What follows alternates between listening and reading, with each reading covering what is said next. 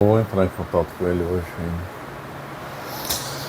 ainda. Eu nasci lá no recanto do sertão que amo tanto, onde o sol desdobra o manto, cheios de renda de anil, onde o firmamento imenso é um grande espelho suspenso, refletindo o rosto imenso da minha pátria, o Brasil.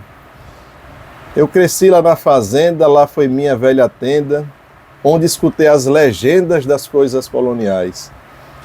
E introduzindo aqui esse verso de Rogaciano Leite, lá de Itapetim, do Ventre Imortal da Poesia, que eu recebo, né, aqui em casa, o meu compadre e amigo Marcelo Andrade. Inclusive esse verso aqui, na arena, é dele. Tal a nossa união e gosto pela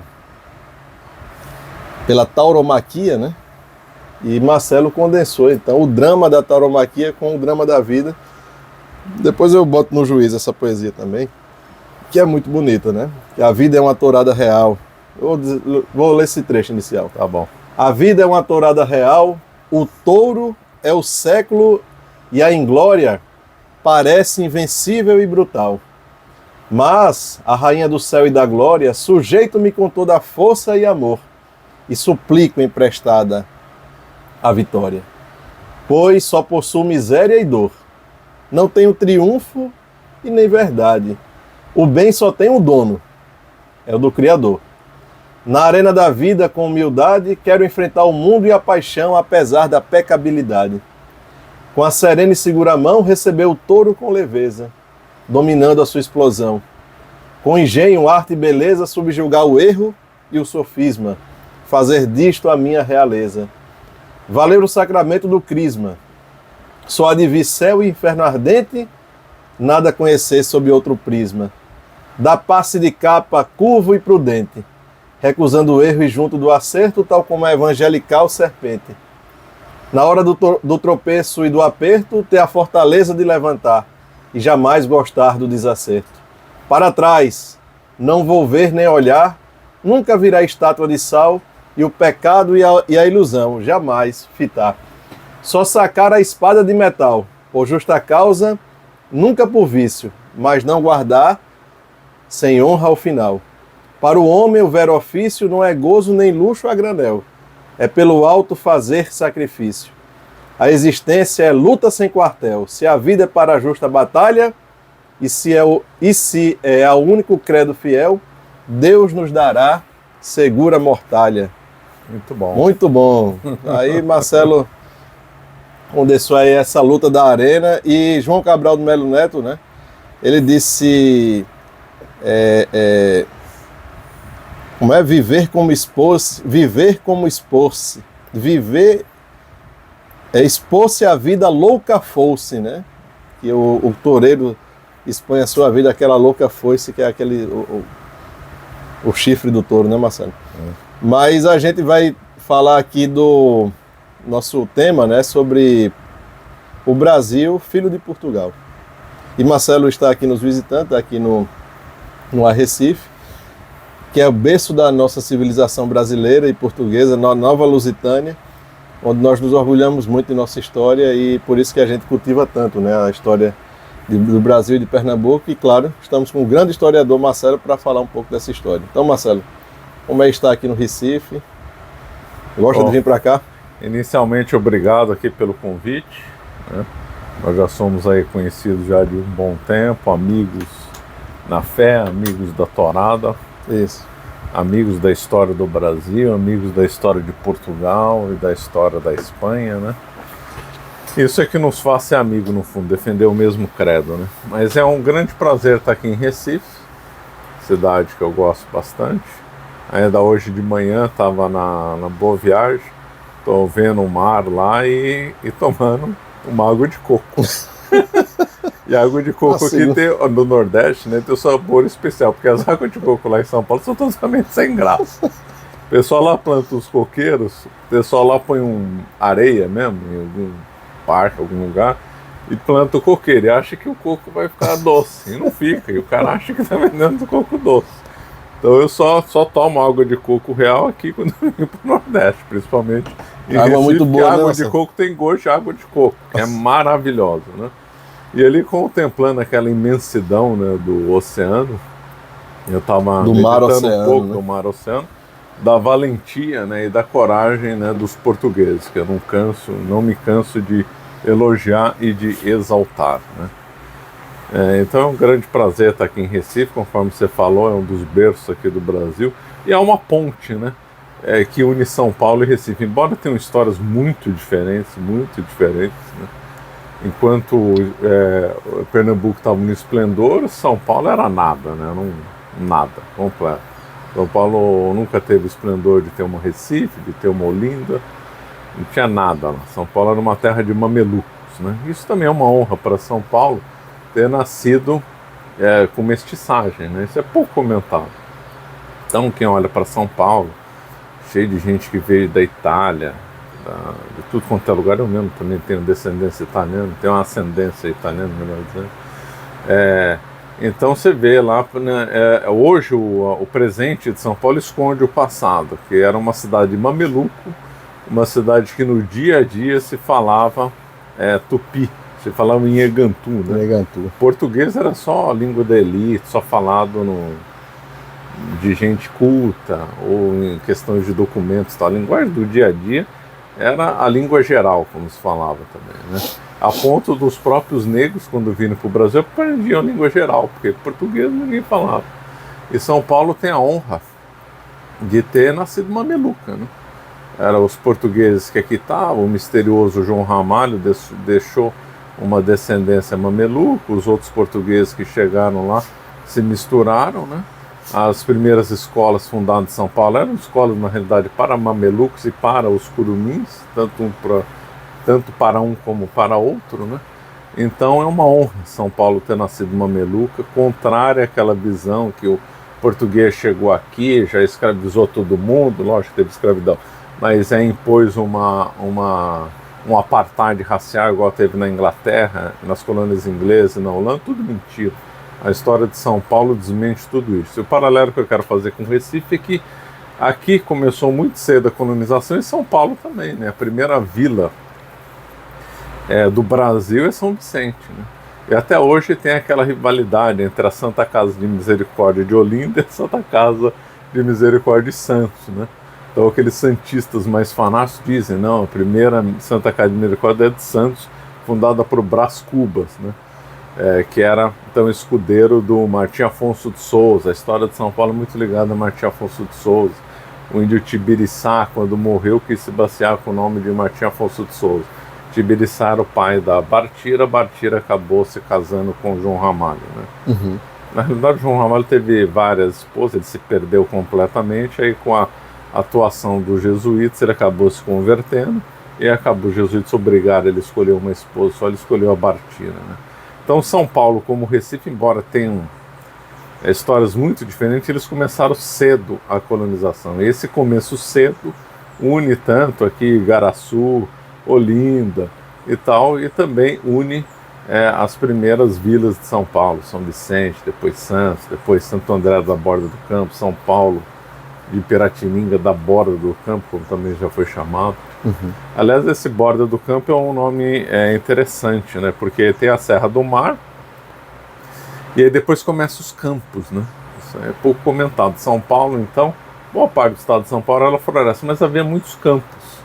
E ali quando começava os campos, por isso que chamava da Borda do Campo, que era justamente a fronteira entre a Mata Atlântica e alguns campos que existiam em torno dos rios, né? O Tietê, o Tamanduateí e tal, né? Então ali havia uns campos, e justamente por ter campos e águas e ter uns elevados bons para morar e com acesso fácil à água e proteção, né? Porque a proteção sempre é botar no alto para ver os inimigos de longe, e que lá já tinha uma presença de índios muito antigas, né? E aí os portugueses já começaram a ouvir os sinais de povoamento de índios, quiseram fazer contato e tal, e então por isso que chama Borda do Campo, o nome é bem bonito, né? E aqui em Recife Também tudo começa pelo litoral, né? Os portugueses são o povo do mar, né? E toda a ocupação de todo o mundo português era litorânea, né? Na África eles ficavam só no litoral, montaram as feitorias, né? Mas essa linha que você quer que eu siga? Que linha que você quer que eu siga? Eu estou divagando pouco em São Paulo, mas é bom. Recife. Mas vamos falar vamos falar primeiro da como o Brasil o Brasil como fundado por Portugal, né? Porque hoje eu acho que não é nunca suficiente falar, dado os muitos ataques que tem da nossa própria história, né? Então a gente acaba tendo um prejuízo, a gente enxergar a nossa própria história como algo muito como se a gente fosse vítima de alguma coisa, né? E que a gente agora está querendo reparar essa agressão, né, que a gente sofreu. Então, por exemplo, começando como é o início de Portugal aqui no Brasil, né?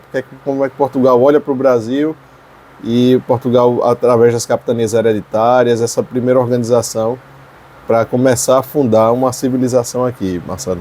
A gente pode... Então, você pegou um ponto muito bom. O Brasil não começou em 1500. O Brasil começou com a fundação de Portugal lá em Urique, em 1139. Essa que é a verdade. Vou fazer um exemplo aqui que fica mais fácil. Vamos supor que o Pará se separe do Brasil.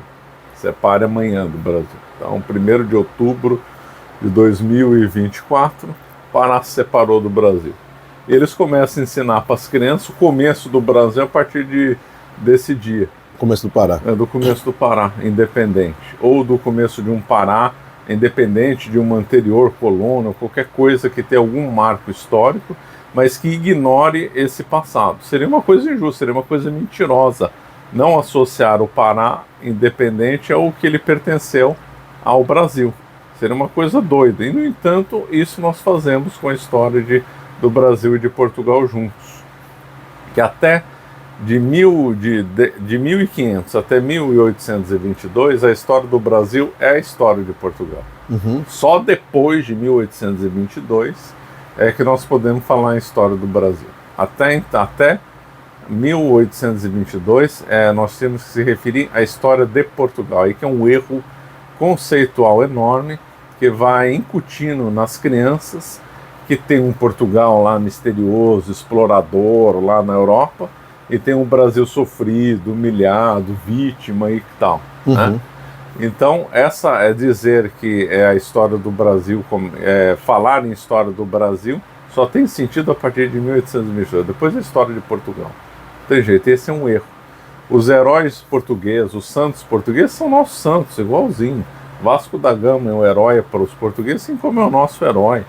Afonso Henriques é o primeiro rei de Portugal, assim como é o nosso primeiro rei. O Santo Antônio de Lisboa é santo português, assim como é nosso santo. Né? Não tem essa. Até inclusive em 1822, quando os ânimos do além-mar, visão portuguesa do além-mar e de Portugal, né, chamavam portugueses do além-mar aqui os brasileiros, quando os deputados brasileiros chegaram para as malditas cortes portuguesas lá em 1821, eles foram saudados como portugueses do além-mar. Então não havia diferença entre essa, você é brasileiro, você é de um jeito, sou português, sou de outro. Não existia isso. Não existia isso, é lenda. O grande jurista José Pedro Galvão de Souza, que é o melhor jurista que teve no século XX, todo gente que estuda direito deveria ler como obrigação as obras do José Pedro Galvão de Souza. Então José Pedro Galvão de Souza disse que se o Brasil estava numa condição inferior, se ele fosse uma colônia explorada, com essa visão colonialista que é herdeira na realidade de Adam Smith, uma visão completamente errada, deveria estar nas leis portuguesas alguma coisa que demonstrasse isso. E não tem. Toda a lei de Portugal... Muito bem concluído. Muito assim. bem pensado. Depois um companheiro dele, mas que aprendeu muito com ele, vai desenvolver muitos trabalhos. Daqui a pouco eu chego nesse ponto. Então, o Zé Pedro Galvão de Souza, estudando a questão, viu que nunca existiu uma lei para Portugal e uma lei para o Brasil, era a mesma lei. Tanto as ordenações porque aí se afonsinas, tivesse se fosse algo assim que a gente só vai ali para explorar, não fazia sentido aplicar as mesmas leis, né? Lógico. Então os lógico, direitos eram os mesmos. É a mesma coisa aqui no Brasil. A única diferença é que um mora em São Paulo, outro mora em Recife. E em Portugal eu também. Um mora em Macau, outro morava em São Paulo da Assunção de Luanda, outro mora em Recife. Faziam parte do mesmo Império Português com as mesmas leis. Então o José Pedro Galvão de Souza falou: inexiste o conceito colonialista para o mundo português. Também não existe para o mundo espanhol, já emendo. Porque não havia nenhuma lei que inferiorizasse o Brasil. Não havia essa lei.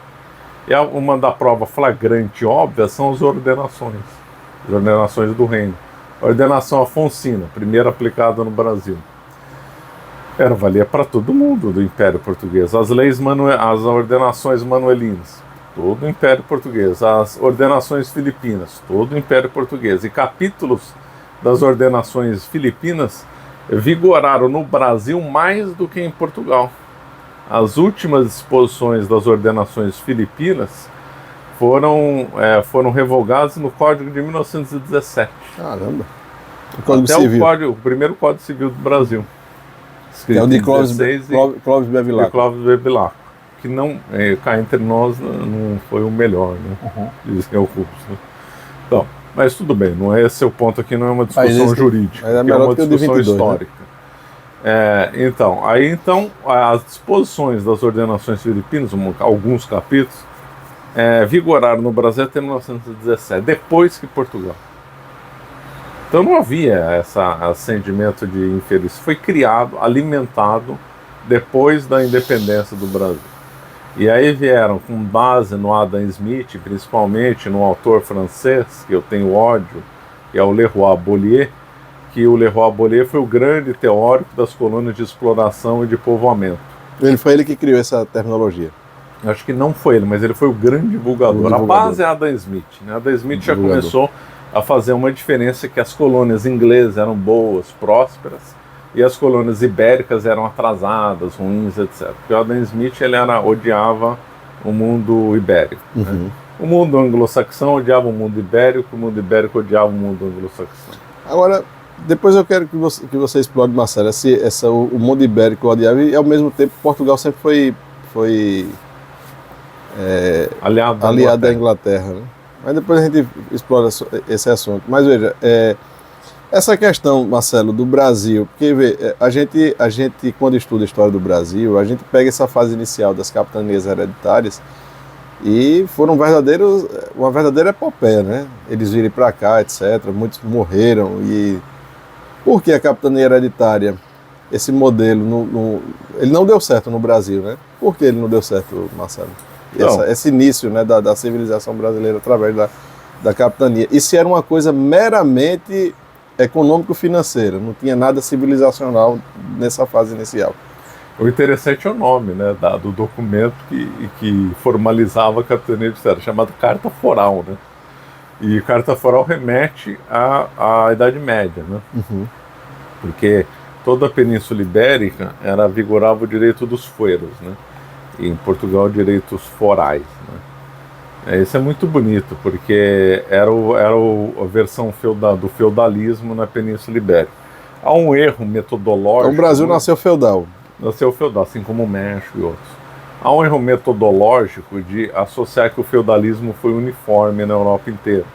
As pessoas estudam a França, nada contra a França. A França foi o auge da civilização. Era, aliás, o feudalismo mais harmonioso que teve.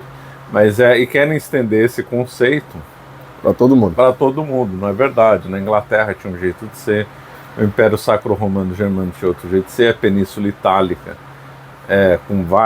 da Península mais regional ainda, tinha os Lombardos de um jeito, o sul da Península Itálica de outro, e a Península Ibérica também. Mesmo dentro da Península Ibérica também não tinha uniformidade. A coroa de Aragão era mais ligada aos conceitos franceses. Castela era diferente. Portugal era muito parecido no conceito de forais a Castela, né? E Aragão mais ligada às versões as visões francesas, né? Então se desenvolveu um modo de ser feudal na Península Ibérica, principalmente em Castela e em Portugal, que era o chamado direito foral, que era então que deu origem numa carta, era uma carta mesmo com determinados direitos. Por quê? Porque quando teve a Reconquista, e aí teve depois da Batalha de Covadonga, 722, aí os católicos foram reconquistando aquelas terras, né? Uhum. Mas que direito que eles iam aplicar naquelas terras? Porque não vigorava naquela época o direito positivista, claro que não. Uhum. Hoje você pode falar assim, mas que problema tem se aplicar o direito do resto de um país para uma terra conquistada? Naquela época era um problema, porque se respeitava muito as tradições dos locais. Inclusive, se um lugar era conquistado de uma forma diferente de outro, ele acabava incorporando um direito diferente de outro. Exemplo, Portugal. Então, os reis portugueses foram conquistando territórios em direção ao sul, né? Do norte para o sul. E aí foram incorporando cidades e regiões. Quando chegou no Algarve, a conquista foi diferente. Ela foi incorporada como reino, né? Por isso que se falava Portugal e Algarve. E não se usa esse termo Portugal, Setúbal e Lisboa, e cita outras regiões, ou Alentejo. Algarve foi conquistado como Foi conquistado de uma vez com determinados direitos especiais, porque foi conquistado de uma forma diferente. Isso é ignorado hoje, que nós temos uma visão igualitária, planificadora. Então, quando... isso é uma regra medieval, mas colocando no caso concreto da Península Ibérica. Quando iam conquistando o território, se esperava respeitar as tradições desses locais. Isso era previsto na Carta Foral. Então a Carta Foral dizia: tal lugar agora vai ser regido por uma tal lei, seja respeitado os direitos locais e tal. E cada região acabou sendo incorporada de uma forma diferente. Então o núcleo de Castela ficou muito associado ao poder real, né? Agora outras regiões não. Por exemplo, o País Basco, quando foi reconquistado, dadas enormes particularidades do local, lembrando que o País Basco não fala até hoje, né? É língua romana, né? Quando o Império Romano conquistou o País Basco, o Império Romano que impôs o latim para ninguém. Ele respeitava as culturas locais desde que aceitasse o poder de Roma. Só que, dada a superioridade cultural do latim, todo mundo acabou aderindo à cultura romana. O País Basco foi diferente, ele não quis desenvolver uma língua, ele não desenvolveu uma língua latina, ficou próprio da língua basca, que é tida como a mais antiga do mundo. Inclusive tem até uns padres bascos bem nacionalistas, diz que a língua de Adão e Eva seria a mais próxima do basco. Porque é a língua mais antiga do mundo, que não tem parentesco com nenhuma outra língua. É mais antiga que o celta, é mais antiga que qualquer outra língua. É a única língua do mundo que não parece com nenhuma outra língua. E lá nesse lugar, curioso, né, nesse lugar vigorou um direito diferente da Castela. Então, e dentro do País Basco também tinha outros direitos diferentes. Então, em determinada região do País Basco, eles tinham o direito de não recolher imposto para a coroa espanhola. O único direito que a coroa espanhola tinha sobre o País Basco era pedir soldados para a guerra, só. Eles viviam quase que independentes. O único liame real era o juramento da guerra. O juramento da guerra. E até hoje se respeita uma herança desse mundo, de que os impostos federais no País Basco são recolhidos pelos próprios bascos e depois reenviados. É uma herança medieval. Isso para dizer que os direitos variam de local para local. Sim. E esse direito local é chamado de direito foral. Que foro é o local. Foro é o local. Pode ser uma cidade, inclusive, ou uma região. Mais comum que seja uma região, mas não. Ele entra nesse critério foro, freguesia, essa coisa também não, né? Freguesia que é chamado... Não, freguesia é o núcleo urbano. Tem uma coisa muito bonita de freguesia aqui aplicada no Brasil, que sumiu completamente da linha histórica. Depois você me chama a atenção para eu comentar sobre isso, que é muito interessante. Então, em cada região da Península Ibérica era associado a um direito foral. Podia ser igual a um outro, servia como paradigma. Então, por exemplo, o direito foral de Lamego foi paradigmático, o direito foral de León foi paradigmático, servindo como modelos para outros. Mas a realidade é que cada região tinha o seu direito foral que se consubstanciava no respeito que o rei era obrigado a respeitar aquelas regiões, né? O rei, inclusive, tinha a cerimônia do juramento, né? E tanto é que tinha lugares que o rei tinha que jurar. Então, por exemplo, no País Basco, Guernica, por exemplo. Guernica ficou famoso, ficou tristemente famoso por causa do bombardeio na Guerra Civil. Mas o que é bonito em Guernica é a árvore de carvalho. Porque os reis espanhóis tinham que ir lá na árvore de carvalho jurar o foro do País Basco. Se ele não jurasse, os bascos não respeitavam ele como rei. Então ele tinha que ir lá jurar. O juramento consistia, vou simplificar, dizendo que agora que ele se apresenta como rei, mas que ele não vai impor nada além dos costumes ao País Basco. É o cerne da Idade Média, essa questão do juramento. Do juramento. É o juramento, né? Então ele fazia. O protestantismo meio que matou o juramento, né, Marcelo?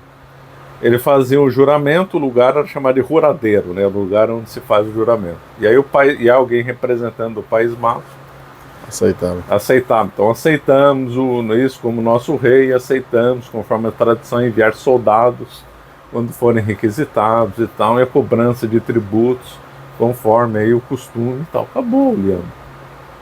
É assim que funcionava, era muito bonito. Muito bonito. Então o direito foral vigorou tanto em Castela como em Portugal. Então Portugal foi descendo e colocando o direito foral. Ainda os portugueses mais tradicionais fizeram menção aos 900 anos do foral de Coimbra, que também foi paradigmático. Então fizeram uma festa lá em Coimbra para comemorar os 900 anos do Foro de Coimbra. Então vamos lá, o Foro de Coimbra ele foi tanto foro quanto, por exemplo, o Foro da Nova Lusitânia aqui em Pernambuco. Então, vamos chegar lá então. Então havia essa memória desse foro. Fora que as irmandades religiosas militares conseguiram espaço e também fizeram seus feudos. Aí quando o Portugal foi para os mares e conquistou lá as ilhas, né, Madeira e Açores, colocou a capitania hereditária lá, que era baseada no direito foral. Então, ela estabeleceu, setorizou as ilhas e colocou nobres para cuidar delas, né? Nobres para cuidar delas com uma herança, né, medieval. É verdade que ali já estava meio decadente o direito foral. Vamos ser sinceros, o direito foral no final da Idade Média já começou a entrar em decadência, uma decadência longa, né? Ele só foi abolido mesmo no século XIX, né? Mas já começou lá uma decadência, centralização de poder, mesmo na época dos reis católicos já estava lá uma concentração de poder. Você falou de uma coisa importante, o cerne da questão também é descentralizar, né? Descentralizar. O mundo medieval é descentralizado, não podemos confundir o absolutismo com o mundo medieval, são visões completamente diferentes. Tem alguns católicos erradamente hoje, eu até recebo crítica nesse sentido, que eu fico defendendo menos Estado e lugar descentralizado. Mas esse foi o feudalismo. O feudalismo eram estados pequenos e altamente descentralizados, na qual a figura do rei era mais visível em tempos de guerra. Essa que é a verdade. Por isso que eu dei exemplo, País Basco. Na França também. A Alsácia, o rei da França mandava na Alsácia, mandava com muita pouca força. Até no tempo de Luís XIV. Luís XIV odiava a Alsácia porque ele não conseguia mandar lá. É verdade. Então essas coisas não vão confundir monarquia como aquele governo grande, o rei manda em tudo. Faz do jeito que vai quer. mandar, Faz do jeito que quer. Vai impor comida para você, o imposto que você quiser, a moeda, nem pesos e medidas era imposto. Na França havia vários pesos e medidas. O sistema métrico decimal é recente, né? O sistema métrico decimal é uma criação imbecil da Revolução Francesa. Sou um dos raros críticos que dou razão para protesto de quebra-quilo que teve no Brasil. Teve aqui no Nordeste. Teve no Nordeste, foi aqui no Nordeste, foi o principal. O povo se revoltou contra o sistema métrico. Bela revolta. Porque Essa revolta foi bonita. Essa revolta foi bonita, porque o Quebra sistema aquilo. métrico é uma irracionalidade, porque é uma convenção baseada em nada aqui do mundo visível. Enquanto que os pesos e medidas originais É baseado na realidade. Na realidade, no pé, na distância da ponta do dedo até o cotovelo, que eu acho que é a origem da jarda, né? Jarda. Ao palmo. Polegada ainda sobreviveu para medir monitor. Então são coisas que você légua, vê, né? O povo chama légua, né? até hoje a altura do avião é pés, né? Pé. Então são coisas que são Onça, do nosso... tinha onça aqui. Onça. Então você vai, por exemplo, você não tem uma régua. E você quer medir esse aqui rapidamente para cortar uma madeira. Você vai no palmo. Vai no acabou. palmo. Vai no palmo. O caipira, quando não tem régua, ele vai aqui, ó. 3 palmos aqui, cara. E agora o arquiteto agora bota até um negocinho. Bota até o laser, mas isso é coisa do mundo moderno. Aí lascou tudo. Na hora do vamos ver, para medir, é o corpo humano que vai resolver. Humano.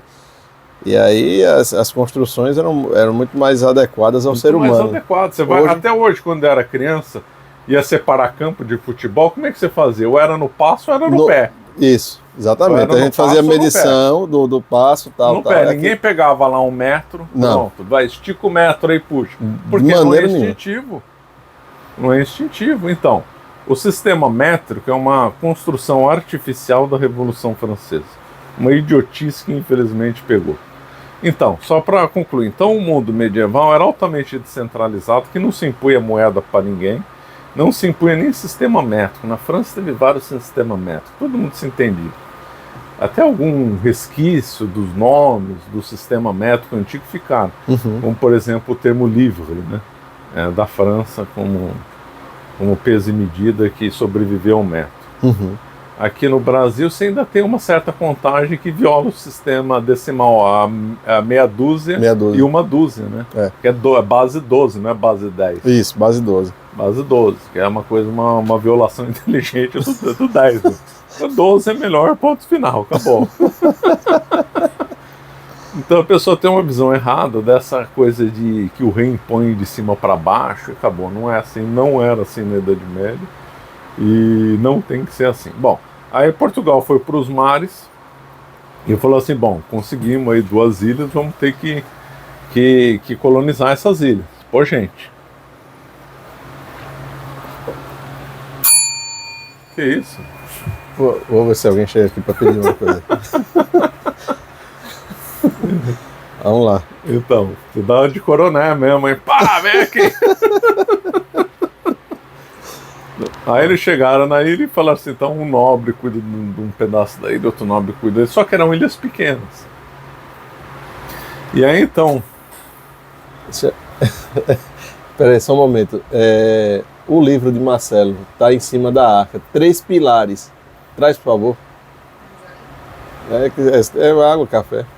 Não, café não, Breno. 3 pilares. Está em cima da... Pega uma água para mim, obrigado. Está em cima da arca. Cuidado aí.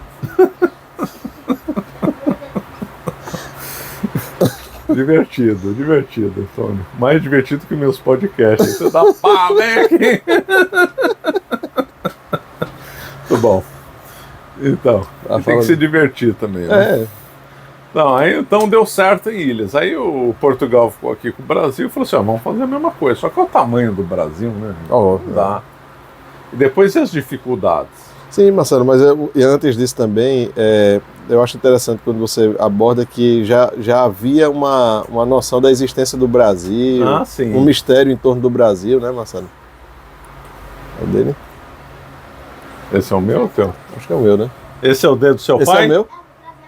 Mas de quem que é esse? De quem é esse aqui? De quem é esse aqui? É o meu. Ah, tá. Ou não é? Qual que é esse? Não, é o contrário. Esse é o meu. Esse é o seu. Pode trazer o livro. Depois eu vou falar do livro aqui. Pronto, tá bom. Obrigado, gente. Obrigado. Secretária muito boa, menininha. Só que já havia o Brasil. Eles já sabiam que tinha terra aqui. Essa conversa mole, que não sabia que Cabral veio aqui pelo acaso e tal. Por quê? Porque Portugal lutou pelo Tratado de Tordesilhas, famosas léguas avançadas em direção ao oeste. Ora, Portugal arriscou uma guerra com Castela. O Tratado de Tordesilhas não foi assinado com a Espanha, né? Com Castela. Castela. E aí Portugal arriscou uma guerra contra Castela para avançar as minas em direção ao oeste. Por que ele ia avançar se ele não soubesse que ia ter terra? Ele sabia que tinha terra. Portugal já tinha feito várias expedições na década de 1480, 1490 em direção ao Atlântico, aqui em direção ao oeste. Inclusive o Corte Real, os navegadores Corte Real, que era uma família, chegaram no Canadá, né? Tem essa família aqui em Pernambuco, Corte Real. Tem essa família aqui. Família de grandes navegadores. Chegaram na Terra Nova, né? Inclusive Labrador vem de Lavrador, João Lavrador, que era um português que ficou lá na Terra Nova. Então já sabia dessas terras, provavelmente já tinha gente aqui no Brasil, porque a carta de Pero Vaz de Caminha dá margem para essa interpretação. Porque onde que eles chegaram? Chegaram em Porto Seguro. A região de Porto Seguro não é das regiões mais férteis do Brasil, lá é muito quente, o solo não é tão rico, é meio montanhoso, é o Monte Pascoal, não é uma região assim que você fala assim, nossa, aqui deve ter uma produtividade enorme e tal. E depois, os portugueses não sabiam, não se sabia na Europa se o clima tropical era melhor ou pior que o clima temperado para produzir qualquer coisa. E aí chega na carta de Pero Vaz de Caminha, é dito lá que aqui se plantando tudo dá. Ora, os portugueses ficaram pouco tempo, como é que eles sabiam que aqui se plantando tudo dá? Alguém tinha informado. Alguém tinha que informar. Como é que ele sabe que aqui plantando? Então dá margem que já teve expedições anteriores, já tinha uma colônia de portugueses aqui, e que aí então conseguiram desenvolver uma cultura, né, quer dizer, agricultura, e aí então mostraram as provas. Olha, aqui já estamos plantando um monte de coisa, está dando tudo certo, o clima aqui é favorável para a plantação. Porque não tem sentido nenhum você ficar um pouco tempo num lugar e falando aqui plantando tudo dá, numa terra que você nunca viu na vida. Isso não faz o menor sentido. Você nunca viu uma terra na tua vida e vai falar que aqui plantando tudo dá. Não faz o menor sentido. E você lançar um empreendimento muito grande... grande. Não dá. Dizer uma coisa, seria muita irresponsabilidade, né? Dizer assim. Poderiam falar, os índios falaram para os portugueses, mas falaram em que língua? Como é que você aprende o Tupi-Guarani em 3, 4 dias? 2 minutos. 2 minutos, não dá. Esse também é outro problema, porque diz que se confraternizaram com os índios, e até os índios assistiram a missa, dançaram e trocaram, fizeram comércio. Como é que os índios veem um povo chegando do mar, já se apresentam, já se aproximam, dançam, trocam? Eles falaram que língua? Como é que conseguiram comunicar? Como é que sabe? O relato lá diz que se interagiram. Como é que você sabe os detalhes disso? Você não sabia nem conversar com o índio. Que significaria que já tinha o chamado língua da terra, que é o intérprete. O intérprete na época era chamado de língua da terra. Então, por esses dois indícios na carta de Pero Vaz de Caminha, de se plantando tudo dá, e da interação inicial com os índios, dá margem que já tinha portugueses aqui. Esses portugueses já tinham aprendido a língua local e serviram como intérpretes, que na linguagem do lugar chamava-se língua da terra, ou só língua. Né? E esse início do Brasil é muito bonito, né? Muito bonito. Muito o Brasil começou com uma missa. Né? O Brasil foi fundado com ou melhor, o território onde está o Brasil foi fundado com uma missa. Você vê como as palavras enganam muito e que a gente vai usando ela de forma equivocada, porque na realidade o Brasil não foi descoberto, nem achado. O Brasil foi fundado, porque aqui nessas terras não havia o Brasil. Os índios não tinham noção de nação. Eles tinham noção tribal, mas não noção de nação. Mas aqui eles chamavam de Pindorama, então tinha um conceito. Tinha nada, era o Pindorama só para o litoral. Pindorama significa terra das palmeiras. Era litoral só. Então não aplicava para o interiorzão profundo do Brasil. Então eles não tinham noção de nação e designavam mal o território. Então, mal do ponto de vista geográfico. Uhum. E aí então, Portugal fundou o Brasil e isso começou com uma missa, e isso é muito bonito. E provavelmente, aí eu falei assim, por que na carta de Pero Vaz de Caminha não se fala que já tinha português lá? A explicação é simples, por causa do Tratado de Tordesilhas. A Espanha poderia reclamar. como é que vocês falam aqui na carta que já tinha português aqui enquanto a gente estava com negociação? Você estava num território que podia ser meu, então fica estranho. Bem pensado isso aí, Marcelo. É lógico, se você está em território de disputa, você não vai falar que você já estava no território de disputa antes. Você entregou o ouro. Entregou o ouro. Aí Castelo falou assim, não, peraí, vamos anular tudo e começar de novo. Essa carta do Pero Vaz Caminha tem alguma coisa de que a gente já está... Que já tinha lá. Vamos já veio preparado. Já veio preparado. E depois Portugal, depois da carta de Pero Vaz Caminha, ele abandonou navegações do Caribe, né? Provavelmente os portugueses tinham chegado em Barbados, e Canadá já está provado, eles abandonaram as navegações do Caribe e navegações na América do Norte.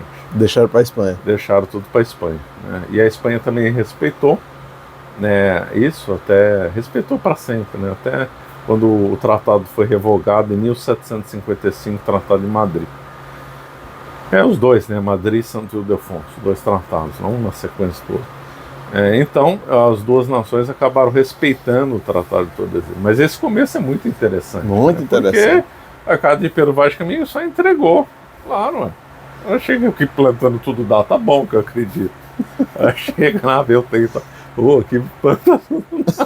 Aquele bocado de índio no litoral. Primeiro até como você disse, né? Primeiro que a região litorânea, né? Acaba chegar assim, ver aquela areia, tudo. Então, vamos plantar aqui, vamos plantar batata aqui, vamos plantar cana de açúcar aqui que vai dar, né? Eles não chegaram lá e pegar a terra, vamos pegar a terra aqui. Já vamos ver se essa terra aqui é boa. Vamos fazer uma análise química. Leva para o IPA, né? Leva para o Instituto. Para a Embrapa. Vamos levar para a Embrapa. Tô vendo muita árvore aqui. Então. E aí fala, por que Portugal atrasou? Lembrando que eu vou usar o termo aqui, colonização, como sinônimo de povoamento. Né? Colônia nesse sentido. No sentido de povoamento, não é no sentido romano. Não é no sentido diminuto, não. Porque até o século XIX, o termo colonização, quando era empregado em Portugal, era usado no sinônimo de povoamento. No sentido romano do termo, por exemplo, Roma colonizou uma outra cidade, significa Roma povoou outra cidade. É nesse sentido que eu estou falando. Então, colonização aqui no sentido de povoamento. Envolve, obviamente, agricultura e tal. Agricultura e povoamento são coisas irmãs, né? Então, Roma, quando fala vamos povoar, vamos também estabelecer a agricultura. Porque o romano era um povo contra o nomadismo. Esse conceito a gente se perde totalmente, porque o nômade não produz cultura. Porque como ele fica pouco tempo num lugar, ele esgota os recursos. Ele não deita raízes. Não deita raízes. Ele esgota os recursos do lugar e ele tem que mudar para outro lugar. Então, ele não pode perpetuar construções e formar uma cultura desenvolvida. Eu vou construir uma casa de pedra num lugar para dali um ano ter que sair. Ninguém vai. Você vai construir sua tenda. Então os índios aqui no Brasil eram nômades, povos da Ásia Central eram nômades. Então eram povos que não desenvolveram uma cultura rica porque não estavam no local. Não tinham como conceber cidades, conceber uma coisa que mantivesse o homem no local. Os romanos e gregos tinham uma visão oposta ao nomadismo. Aliás, a grande vencedora do conceito do nomadismo na história foi Roma. O Império Romano é a antítese do nomadismo, que eles construíram estradas, construíram cidades, construíram construções para durar. Até hoje tem pontes construídos pelo Império Romano que duram. Você passa de carro hoje em pontes construídas há 2000 anos atrás.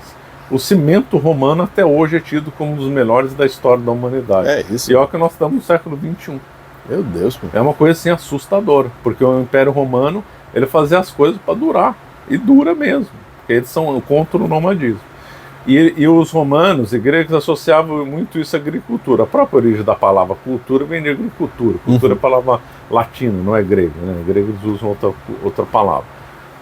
Aí então os romanos associavam, vou fundar uma cidade, já vou fazer uma plantação.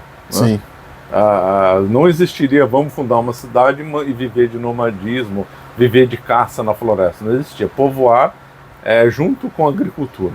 Os romanos também não gostavam de floresta, associavam isso aos bárbaros, porque os bárbaros viviam de caça em floresta. Eles viam floresta como uma coisa de gente bárbara, de gente que não sabia disciplinar a agricultura, gente que vivia no mato, gente que vivia de tendas, como os bárbaros faziam. Você vê como o romantismo é pagão pré-romano, né? Porque o romantismo voltou o culto à floresta e tal, o ódio ao campo, ódio ao Fugere urbe, né? Fugere urbe, né?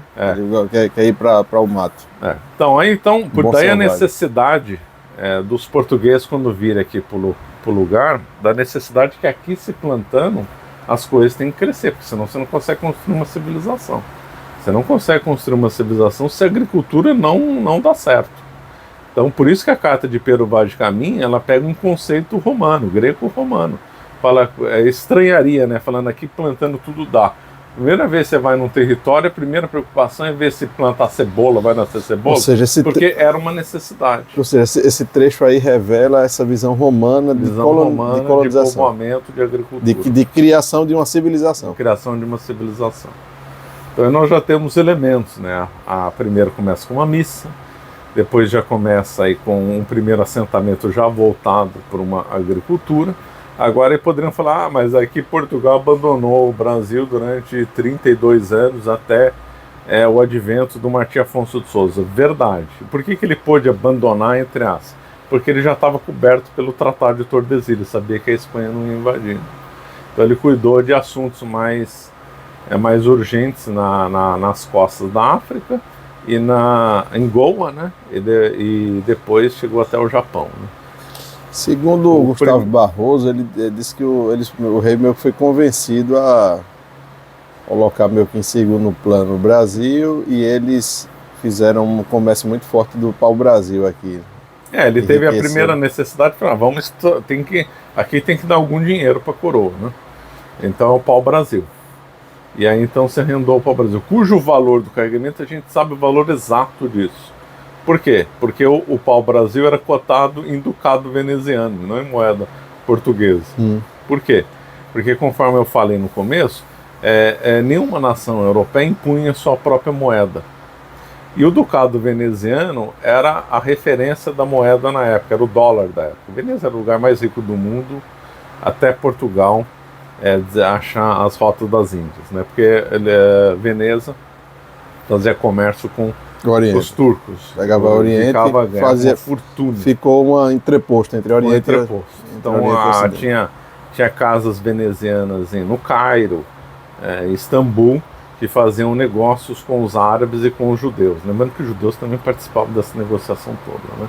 E tinha muito judeu em Veneza, e o nome gueto é o nome do bairro de judeus em Veneza, e depois se expandiu o conceito para o sinônimo, né? Então, aí em Veneza se produziu muita riqueza, assim como Florença produziu muita riqueza no século XIII. Aí então, o Ducado de Veneza, ele tinha um equivalente exato em ouro, né? Um ducado era 3,5 gramas de ouro.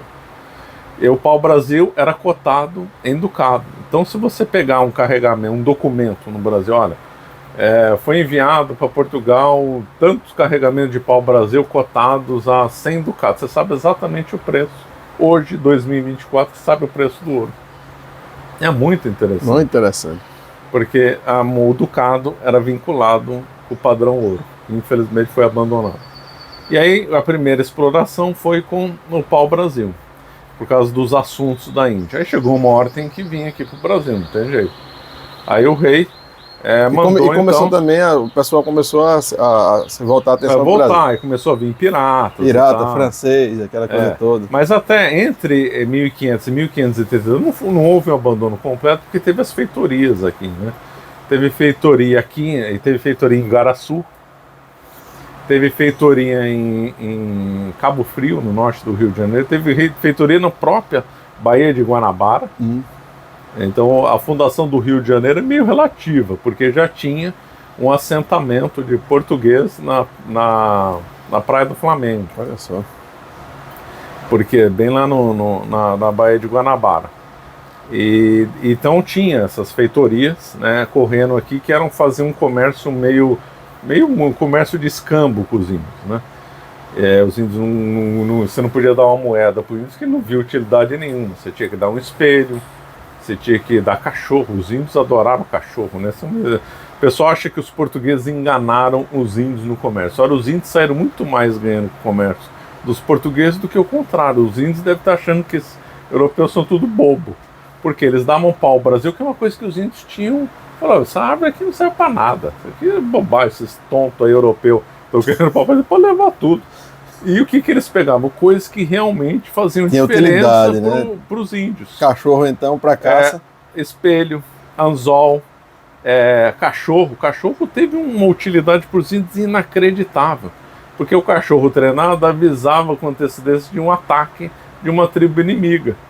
Então você põe lá um monte de cachorro, lá o cachorro começava a latir, pronto, vamos ser atacados. Então os índios ficaram fascinados com o cachorro, com um monte de metal que eles não conheciam, foi muito útil para eles, né? E eles devem ter visto que era o bobo era os portugueses. Então essa troca aqui. Sim, galinha também veio da Europa, não tem galinha, aqui, né? Então um monte de coisa. Não tem aqui. Então, e aí então houve essas feitorias para fazer esses comércios. Inclusive a feitoria engraçada da Baía de Guanabara, era lá do Flamengo, o cara comercializava papagaio, né? Ele pegava papagaio dos índios, né? E fazia lá um comércio, né? E aí esses papagaios chegaram na Europa, os europeus ficaram fascinados. Bonito, né? Principalmente os franceses. Os franceses ficaram obcecados com os papagaios. Cara, o francês tinha uma adoração por papagaio impressionante. Até na época da Revolução Francesa, os franceses eram obcecados com papagaio. Me lembro que teve até um que foi para a forca. Foi para a forca que o papagaio falava, vive le roi.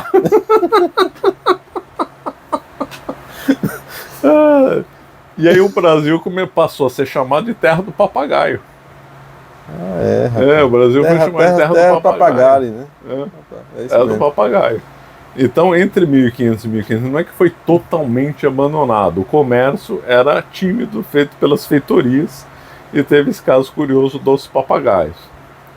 Com o assalto dos piratas, ingleses, holandeses, franceses, né? Principalmente francês no começo, mas também veio holandês, também veio. Lembrando que Portugal e a Espanha não praticavam pouco a pirataria. Na Espanha chegou a proibir a pirataria, né? E na Inglaterra é estimulado, né? A Inglaterra era estimulada. A Inglaterra é rainha da pirataria. A Inglaterra é rainha da pirataria. Foi a que mais fez parceria com eles, que são os corsários, né? Corsário é um pirata contratado por uma coroa para assaltar outras nações. É a instituição da bandidagem. Da bandidagem. A Inglaterra oficializou a bandidagem. E a Holanda também. Na contabilidade da WIC e da VOC, a VIC invadiu aqui Recife, né? Invadiu Pernambuco. Estava lá escrito, itens da filibustaria. Então punha lá, esse mês assaltamos tantos barcos espanhóis e resgatamos isso aqui de ouro. Então, na própria contabilidade está oficializada lá o roubo. É isso, gente. No roubo. E o povo ainda fala bem dessa turma. Fala bem de holandês e de inglês, são ladrões. São ladrões. Ainda fala bem dessas coisas. São gente que vivia roubando dos outros. Enquanto Portugal e Espanha suando para povoar os territórios, agricultura, construir igreja, escola, esse povo estava assaltando os barcos. Pegava de ladrão. O esforço todinho e ia lá e roubando. Uma das razões, só antecipando um raciocínio, uma das razões dele ter pego o Nordeste era porque os espanhóis saíam da Bacia do Prata com navios carregados de prata e navegavam com cabotagem até aqui Recife, até Recife, João Pessoa, e de Recife, João Pessoa, iam para o alto mar, né? Porque a navegação de cabotagem é mais segura. Embora tinham técnicas para navegar em alto mar, até para na época evitando o alto mar é melhor, porque você pega uma tempestade, você vai para o litoral e se protege. Então os espanhóis navegavam por cabotagem até o Nordeste pegava o alto mar até a Europa. Então a posição da WIC aqui era estratégica. Era estratégica, eles alinhavam os barcos, né? E aí dificultava para a Espanha. Para a Espanha tinha que fazer uma volta maior, e aí os que não faziam a volta maior eram assaltados aqui. Tinha muita pirataria no Atlântico Sul. Isso é uma outra história muito escondida. Muito mal contada, né? Muito mal contada. Pirataria aqui no Atlântico Sul, roubando os galeões espanhóis, era muito comum. Então, aí voltando, então o Cristóvão Jacques fazia a limpeza aqui do litoral, nas famosas expedições guarda-costas, né? E aí depois começou, então, a colonização, repito, questão de povoamento, fez as capitanias hereditárias, só que o erro é que aplicar uma regra de ilha para um continente. Aí não deu. E depois as dificuldades, né? Olha o tamanho do Brasil, olha o clima, a hostilidade dos índios. Aqui Duarte Coelho sofreu muito, né, Marcelo? Ele fala um pouco de Duarte Coelho aí? Você consegue... Então, Duarte Coelho tem uma carta dele para Dom João III que acaba com o mito da colônia de exploração. Que ele fala, eu não lembro os termos exatos, mas ele fala para o rei que ele está povoando aqui a terra. Então ele troca a ideia de povoamento aqui, falando que o objetivo dele era povoar. Já visto o cunhado dele, né? Já visto o cunhado dele, o Adão Pernambucano. Foi um grande homem, Duarte Coelho, um grande homem que prova pelas cartas que era povoamento. O próprio, as primeiras ordenações não chamava ordenação era do rei. O primeiro, tem outro nome técnico, me fugiu, do Tomé de Souza aqui para o Brasil, tá lá escrito. Viemos aqui, vamos estimular os esforços de povoamento, os esforços de conversão dos índios e tal. Tá lá. Está lá nas disposições do Tomé de Souza, que trouxe os jesuítas para cá, né? Então o Duarte Coelho, ele então fez um grande trabalho aqui. Também a riqueza de Olinda. Olinda chegou a ser muito rica. Muito, né? Rica, como prova todos os documentos. Ninguém viria aqui explorar e fazer uma cidade rica e bonita, né, Marcelo? Bonita, claro. Olinda era um exemplo. E só 2 capitanias deram certo. Foi a de outra coisa que une São Paulo e Pernambuco, que as únicas que deram certo foi a de São Vicente, né, que é onde hoje São Paulo, e a de Pernambuco. Na realidade, as coisas geográficas não é exatamente igual, né, porque Igaraçu já era outra capitania, né? Depois foi incorporada, não foi? Era Itamaracá. Itamaracá, quer dizer que era. Itamaracá era outra capitania. Era. E em São Paulo tinha São Vicente, e tinha do sul que acho que nem chegou a ser iniciada, chamada de Santana, também não deu certo. Então não é exatamente essa correspondência São Paulo, São Vicente e Pernambuco, a capitania aqui do Nova Lusitânia, mas é mais ou menos, né? E as duas acabaram dando certo. A de São Paulo a de São Vicente deu muito por causa dos esforços do Martim Afonso de Souza, né? Com o índio lá, com o Tibiriçá. Tibiriçá, e com a ponte com o João Ramalho, que é uma figura misteriosíssima. Ninguém sabe como é que ele veio parar aqui. E a colonização lá... E aquele bacharel da Canané? Também outra figura misteriosa, que ficou lá no sul de São Paulo. Ninguém sabe porque... Ninguém sabe como é que ele foi, o nome dele é estranho. De repente ele aparece na história. Ele aparece na história. E ele já estava liderando uma única tribo de índios que não era canibal, que eram os carijós. Então ele liderava, ele conseguia mobilizar 3, 5 mil índios. Gilberto Freire fala que os portugueses, os viajantes relatavam que vinham índios loiros, né? Bem, ninguém sabe se era daquela primeira colonização ou uma outra razão. No Peru também tem isso, né? No Peru, os espanhóis, quando viam um relato de não totalmente todos os incas, mas alguns grupos de incas, eles viram que eram claros. Ninguém sabia explicar. Ninguém sabia. Fizeram os testes de DNA, você pode pesquisar que aparece na internet, dizem que ele tinha DNA europeu. Por quê? Porque aquela tese da corrente de Bering já foi descartada e fica insistindo nessa bobagem. Uhum. Teve, na realidade, 3 fontes de povoamento nas Américas. Teve a do Estreito de Bering, óbvio, mas teve a corrente do Pacífico, que vieram, então, desde da região lá da Austrália, Micronésia, Polinésia, até chegar no Peru. Inclusive, tem um livro muito interessante chamado Expedição Contique, que mostra como não era tão difícil navegar entre o Peru e a Polinésia.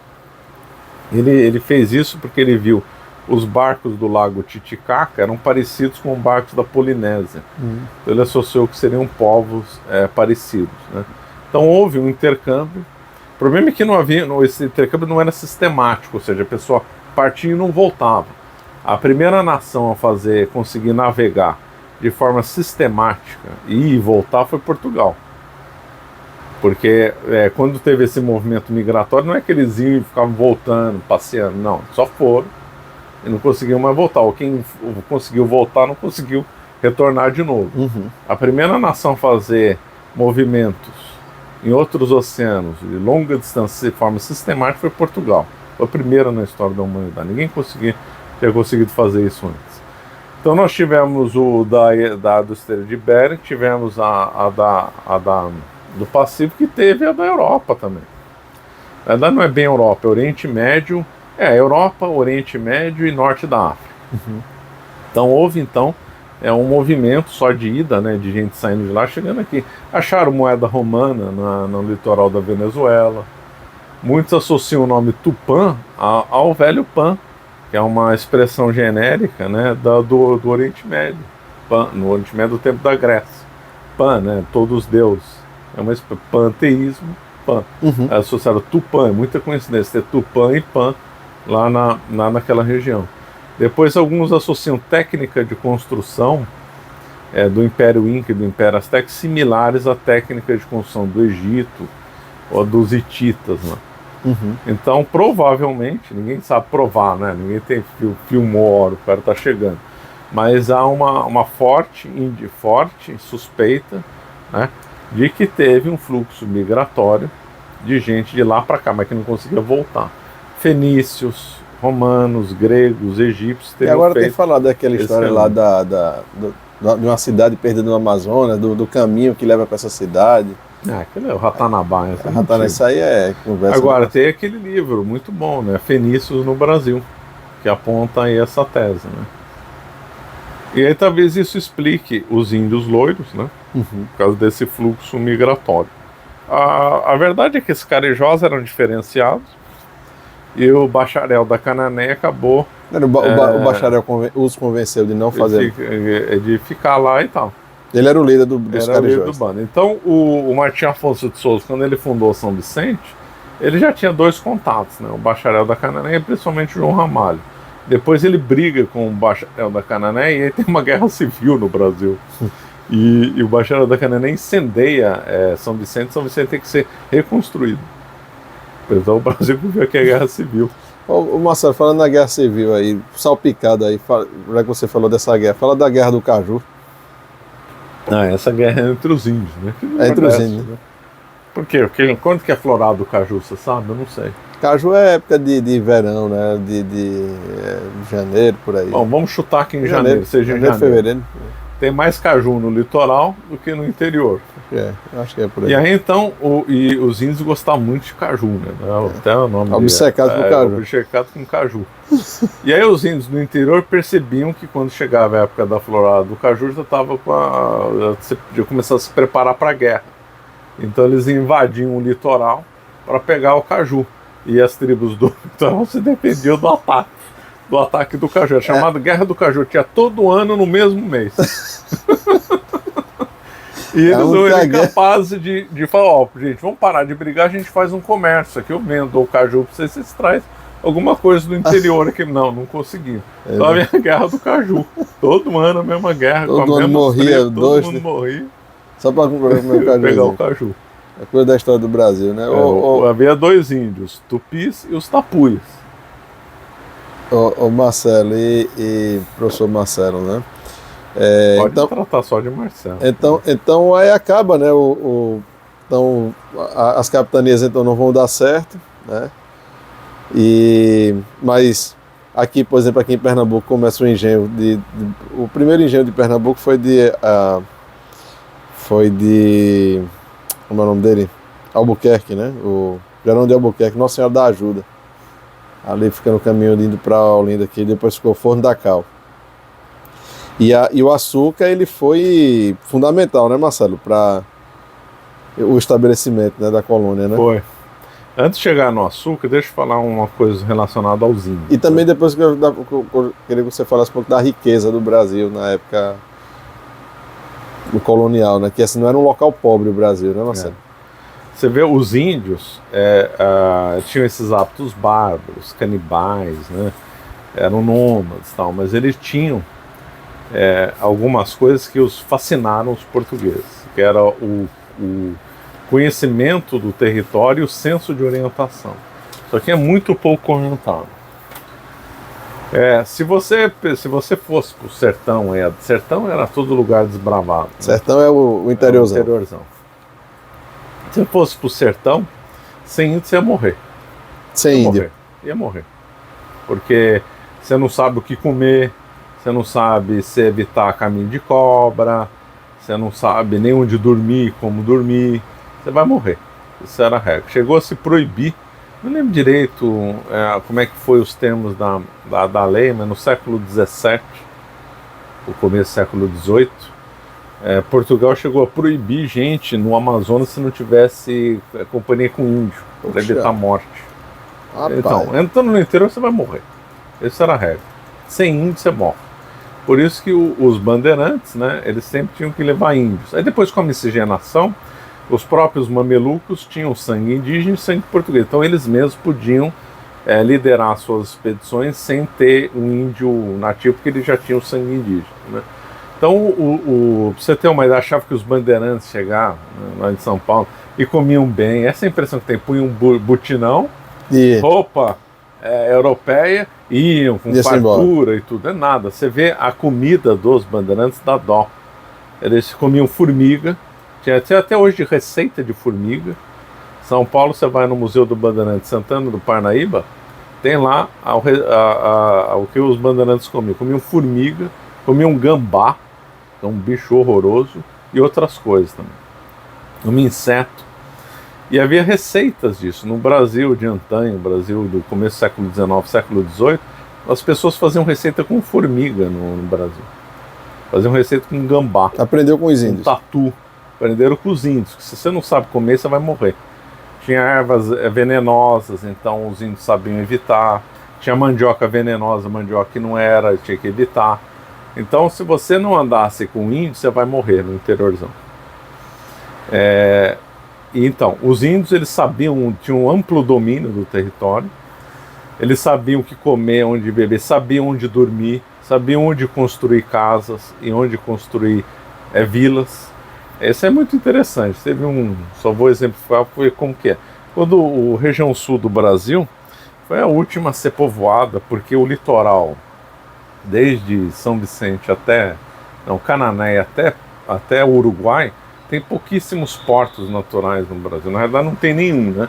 Tem que entrar em algum rio para chegar. Tem que entrar no rio Itajaí, no rio Jataí, para tentar pegar algum lugar que você consiga parar o barco. Mas propriamente porto natural, que eu saiba, o litoral maior do mundo sem porto natural. Então isso aí impediu o povoamento do sul do Brasil. Quando chegaram alemães, no 1870, lá em Santa Catarina, interior de Santa Catarina, ainda tinha índios lá, né? Uhum. E aí teve uma colônia de alemães que ficou lá na Vale do Itajaí, e montou lá uma colônia, e os índios moravam num outro lugar alto, né? E não tinham muito contato. Depois os alemães se aproximaram, né, dos índios, né, para fazer alguma amizade e tal. E os alemães sempre acharam estranho por que os índios moravam num lugar que para eles era pior do que onde eles moravam. Eles estavam exatamente na beira do rio, os índios mais altos, né? E aí os alemães, a primeira pergunta que eles fizeram foi: por que vocês não moram da onde a gente mora, que é muito melhor, vocês moram aqui alto? Aí os índios deram a resposta: porque lá é território das águas. Os alemães não sabiam que o Itajaí de 30 em 30 anos, 40 em 40 anos, dá uma enchente e acaba com tudo. Então os índios sabiam escolher bem onde montar a cidade. Eles sabem o regime de cheias. Então obviamente eles não iam montar uma oca na beira do Tietê, porque o Tietê era inundava, tinha que montar no alto, né? Que é onde nasceu o pátio do colégio. Tudo isso os portugueses aprenderam com eles. Nunca teve índio morando onde é Brasília. Você vê como índio mais inteligente que os brasileiros. Porque Brasília é horrível. Brasília é um centro um centro de divisor de águas. Então lá é seco, centro de divisor de águas, um platô assim horrível, muito seco, e que não tem água fácil. A água escapa do lugar, ela não aflui para o lugar, ela escapa do lugar. É um grande divisor de águas. Nunca teve índio lá. O Juscelino Kubitschek escolheu o pior lugar para montar uma capital, onde os índios já sabiam que era ruim. Aí tiveram que fazer um lago artificial, lago do Paranoá e tal. Então, os índios conheciam totalmente o território, sabiam o que comer, o que se alimentar.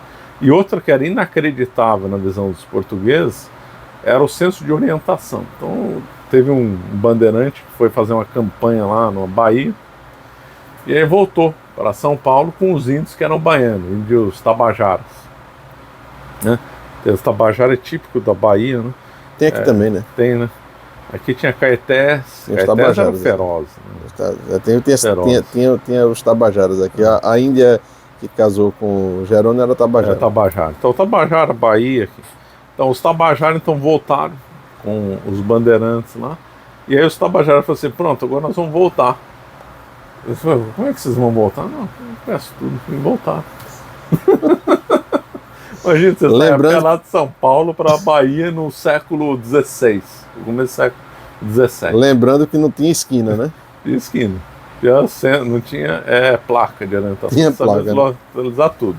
Então, o índio era extremamente adaptado no território, sabia resolver todos os problemas disso. Era uma coisa que surpreendeu muito os portugueses. É porque a gente não tem essa noção mais, né, Marcelo? Talvez um caçador tenha, né? Mas a floresta, ela é um labirinto que perde, né? Assim, morre no as pessoas, vez ou outra a gente vê notícias de pessoas se perderam ali na eu vi recentemente um fulano que se perdeu e ele sobreviveu com medo do jabuti. Mas então, aí depois ele foi resgatado pela polícia, o bombeiro, sei lá. Mas assim, a pessoa entrar para se perder é muito fácil, né? Então, esse senso de orientação não é brincadeira, não. Só para ter uma coisa, que os bandeirantes, porque tinha muito ataque de tribo hostis, a técnica mais usada era dormir em copa de árvore, né? Mas alguns outros tinham que dormir enterrado, né?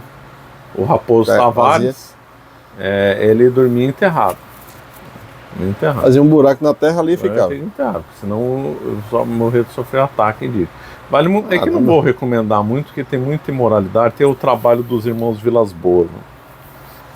Os irmãos Vilas Boas, eles relatam uns hábitos horrorosos, os mesmos hábitos que o José de Anchieta comentava dos índios, uma coisa que nem dá para comentar. Mas ele fala uma coisa interessante, que eles estavam lá no Amazonas, de repente, andando lá, veio uma cheia do Amazonas do nada. E a água começou a subir. E não tem pra onde ir. Não tem morro lá, né? E eles tiveram que subir em copa de árvore e ficar alguns dias comendo lesma, comendo inseto e bebendo água de chuva. Só conseguiram sobreviver porque estavam com o índio. Porque o índio é capaz. Impressionante, viu? De no meio de se ficar ilhado no Amazonas, porque o Amazonas dá aquelas enchentes, acabou, não tem pra onde ir. Vai morrer. Se você não souber, você vai morrer. Eles sobem na copa da árvore, né? Até hoje, né? Você dorme na floresta em rede, né? Tem esse tipo de expedição lá. E ali os índios conseguiam sobreviver alguns dias numa copa de árvore, se alimentando dos insetos que estão nessa copa de árvore. Impressionante. Por isso que o exército brasileiro tem a selva. Tem uns destacamentos de indígenas lá, né? Os índios, eles aprenderam tudo com os índios. Comer as lesmas, porque lá tem muito cogumelo, tem cogumelo que é venenoso, tem o que não é. Todo cogumelo é comestível, só que alguns uma vez só, né? Acabou. O cara comeu tudo na vida que você vai morrer.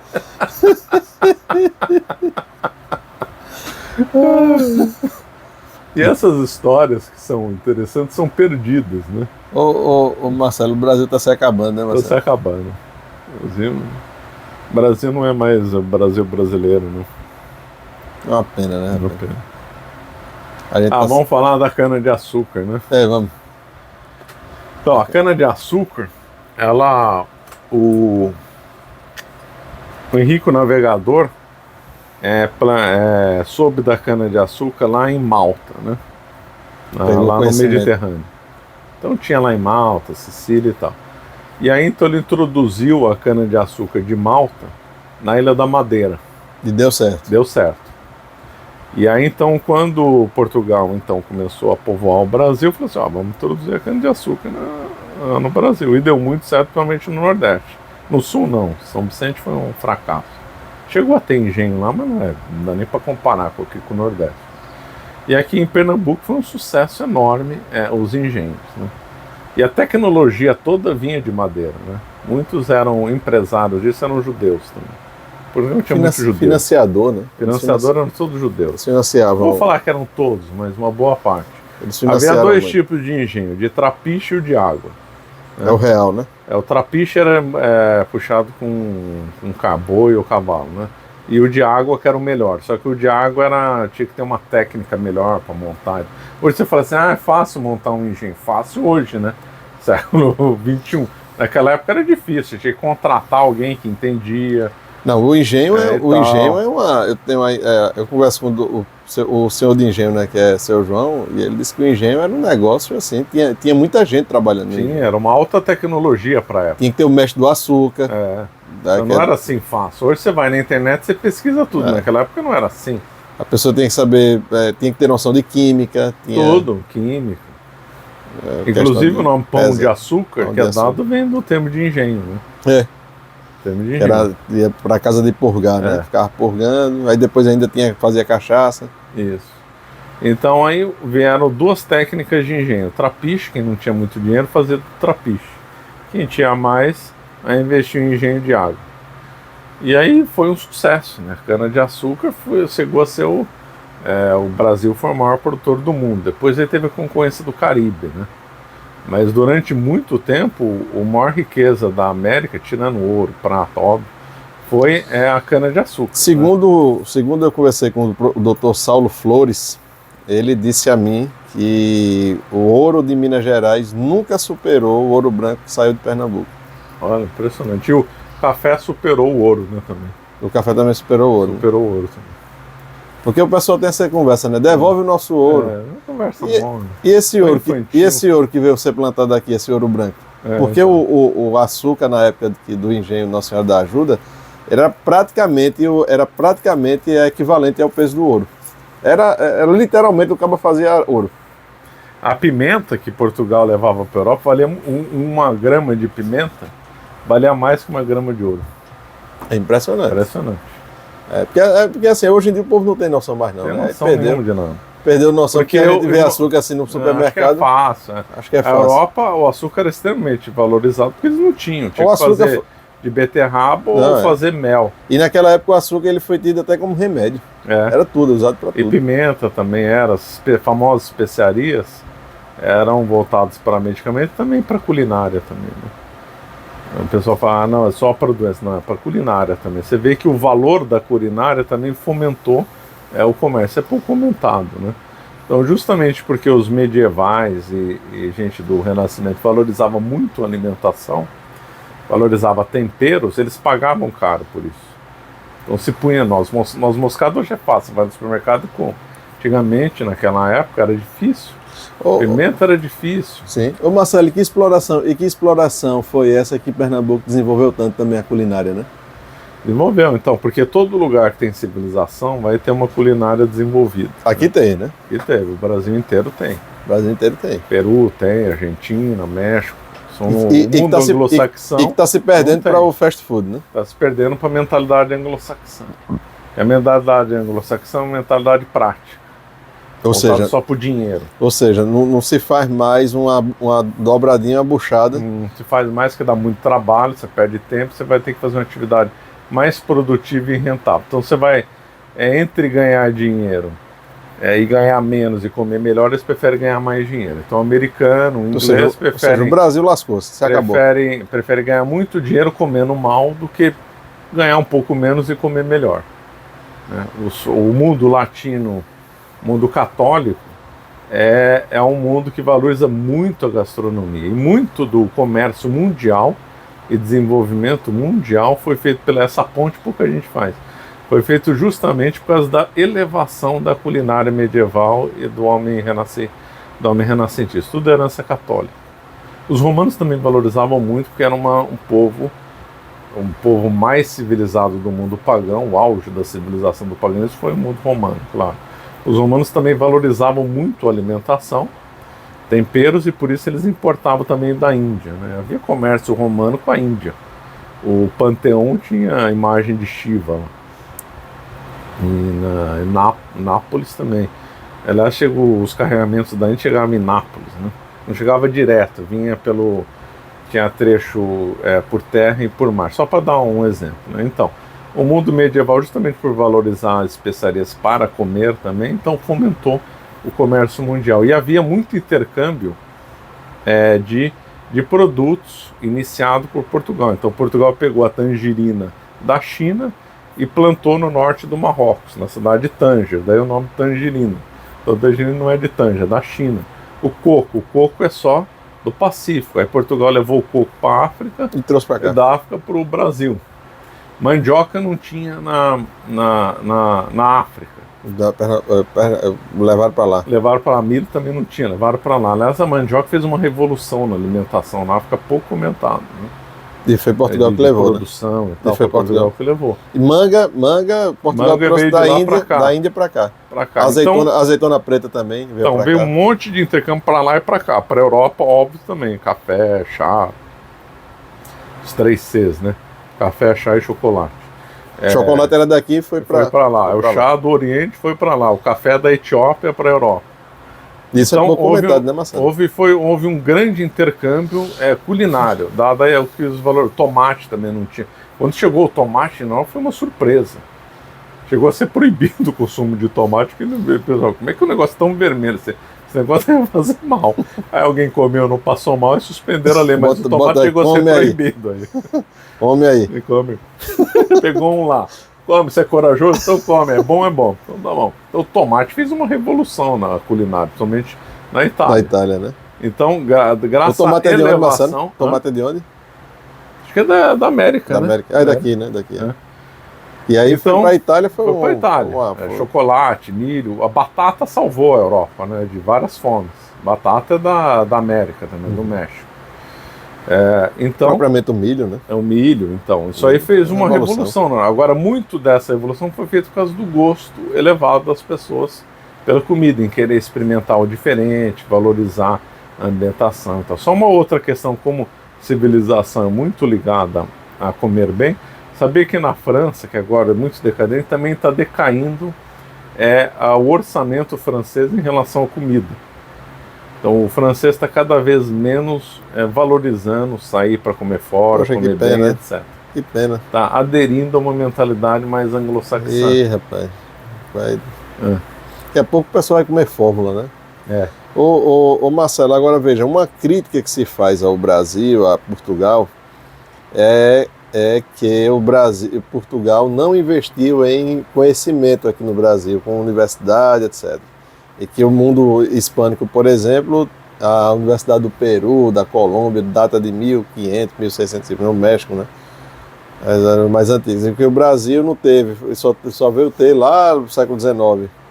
Não, isso é lenda. Por quê? Porque primeiro que a pessoa tem obsessão com universidade, né? Porque Aristóteles não estudou em universidade, nem Platão, nem Aristóteles. Então não é muito. Não, basta saber que o maior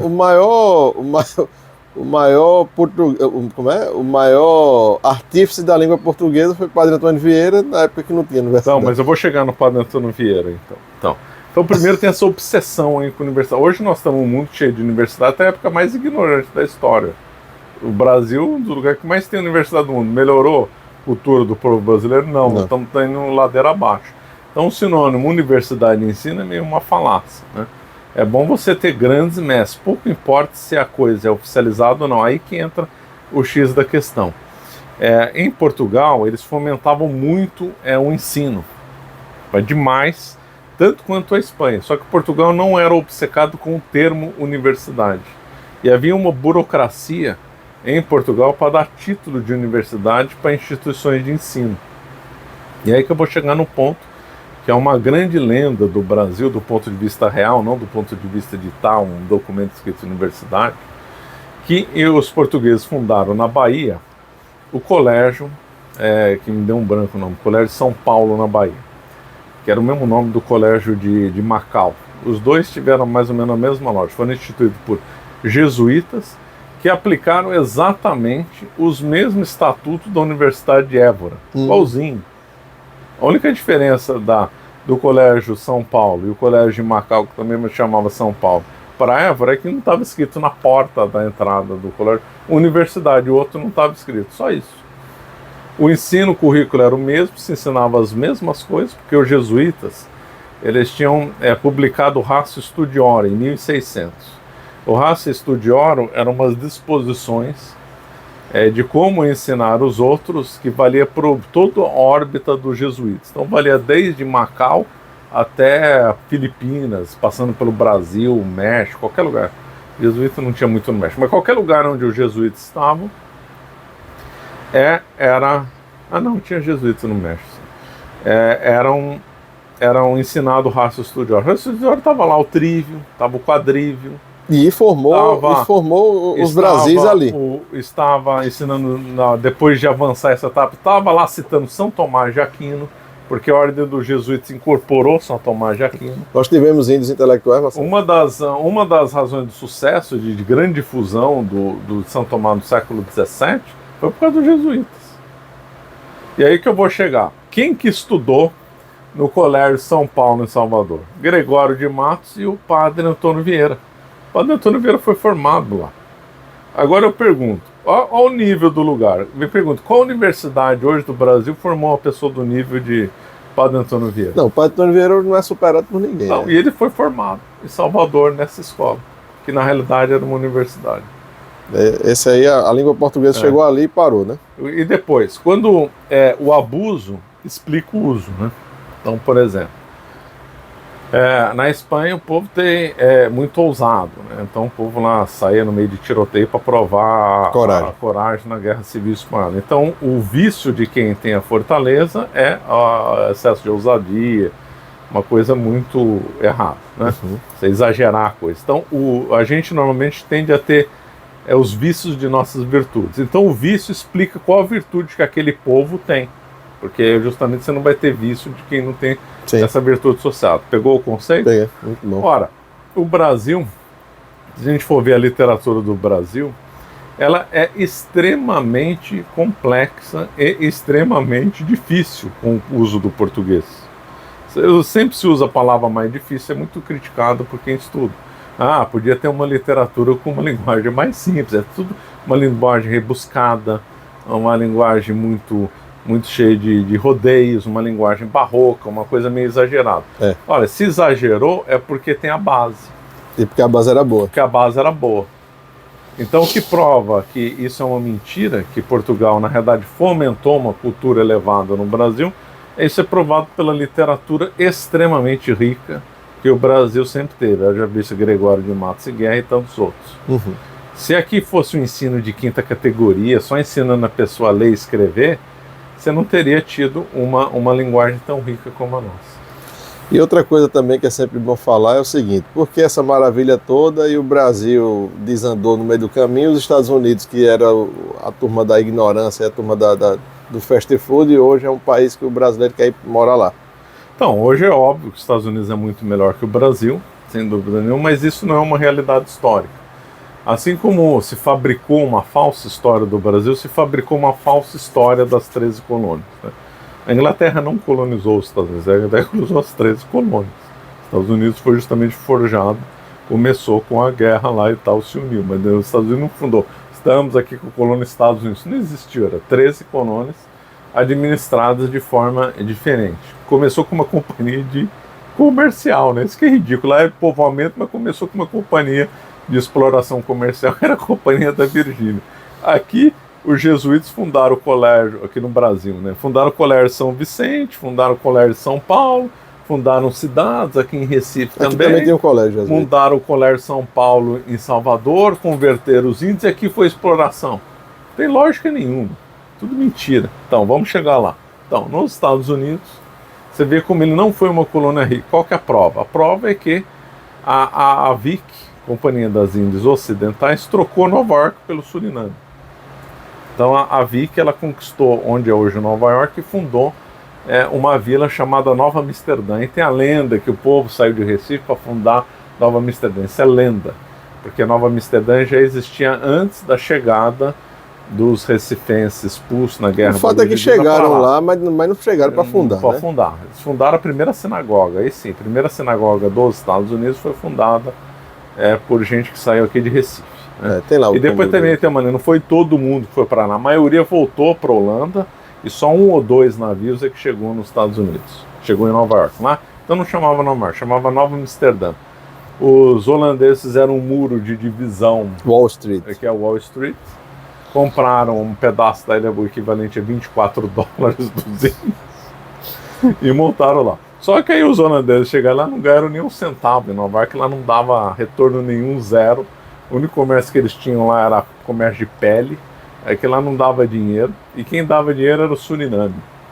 Tava com tudo, né? Dava com tudo. Aí a Holanda ganhou uma guerra contra a Inglaterra, e nesse tratado a Holanda então obrigou os ingleses a aceitar Nova Amsterdã em troca de Suriname.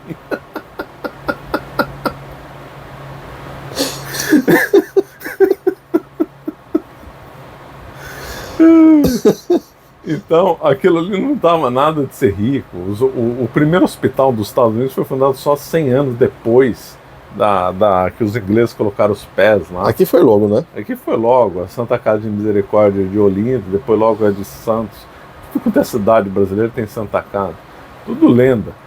Nas vésperas da independência das 13 colônias, a colônia mais rica da Grã-Bretanha não era as 13 colônias, era a Jamaica. A Jamaica dava muito mais dinheiro para a Inglaterra. E tem um autor, o Ferguson. Aquelas ilhas lá, São Domingo, Santo Domingo era bem rica, né? Aquela era da Espanha.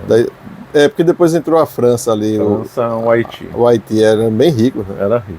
O Haiti a França errou muito. E tinha uma elite crioula, né? Misturada. Sim. Lá. Mas o Haiti é um caso de fracasso da colonização francesa. Né? Ali, na realidade, a história lá do Haiti é triste, porque lá era um centro de bucaneiros, né? E o Luís XIV chegou a fazer acordo com os bucaneiros. Então, o Haiti começou como uma colônia ligada à pirataria. E aí eles acabaram tomando metade lá da ilha, fizeram um acordo com a Espanha para não ter guerra, e aí separou a ilha em futura República Dominicana e o futuro Haiti. Mas lá a França impôs um jugo meio opressor contra os negros, lá não foi bom. Uma mentalidade meio inglesa lá, né? Então a Jamaica dava mais dinheiro do que as 13 colônias. Tem alguns autores que insinuam, um deles é o Ferguson, dizendo que a Inglaterra aceitou a independência das 13 colônias em parte para proteger a galinha dos ovos de ouro, que era o Caribe, não as 13 colônias. Não estava muito interessado. Estava muito interessado lá, porque ele não dava tanto retorno. Aí fala assim, se não dava tanto retorno lá, como é que eles conseguiram vencer a Inglaterra, que era muito mais forte? Venceram porque a França e a Espanha lutaram contra a Inglaterra na Guerra da Independência Americana. E a França entrou com tudo, né? Entrou com tudo. Os generais eram franceses, lutaram lá. A Espanha colocou armada lá para lutar. A Espanha conquistou a foz do Mississippi para impedir os ingleses de subir o Mississippi. 90% do armamento na Guerra de Independência Americana foi dado pela França e pela Espanha. É como se fosse ele lá, os americanos, aquela coisa toda. Era tudo general. As 13 colônias estavam para perder se não entrasse a França lá. Os agrupamentos do exército ficaram lá até a independência dos Estados Unidos para garantir a paz. Impressionante.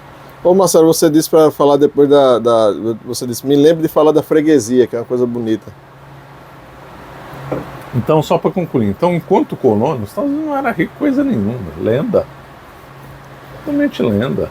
Tratavam mal os negros, tratavam mal os índios, e uma outra prova flagrante, como o Brasil era mais próximo que as 13 colônias, e assim mesmo, boa parte do começo do século XIX, era a quantidade de escravos que o Brasil absorveu comparada com os Estados Unidos.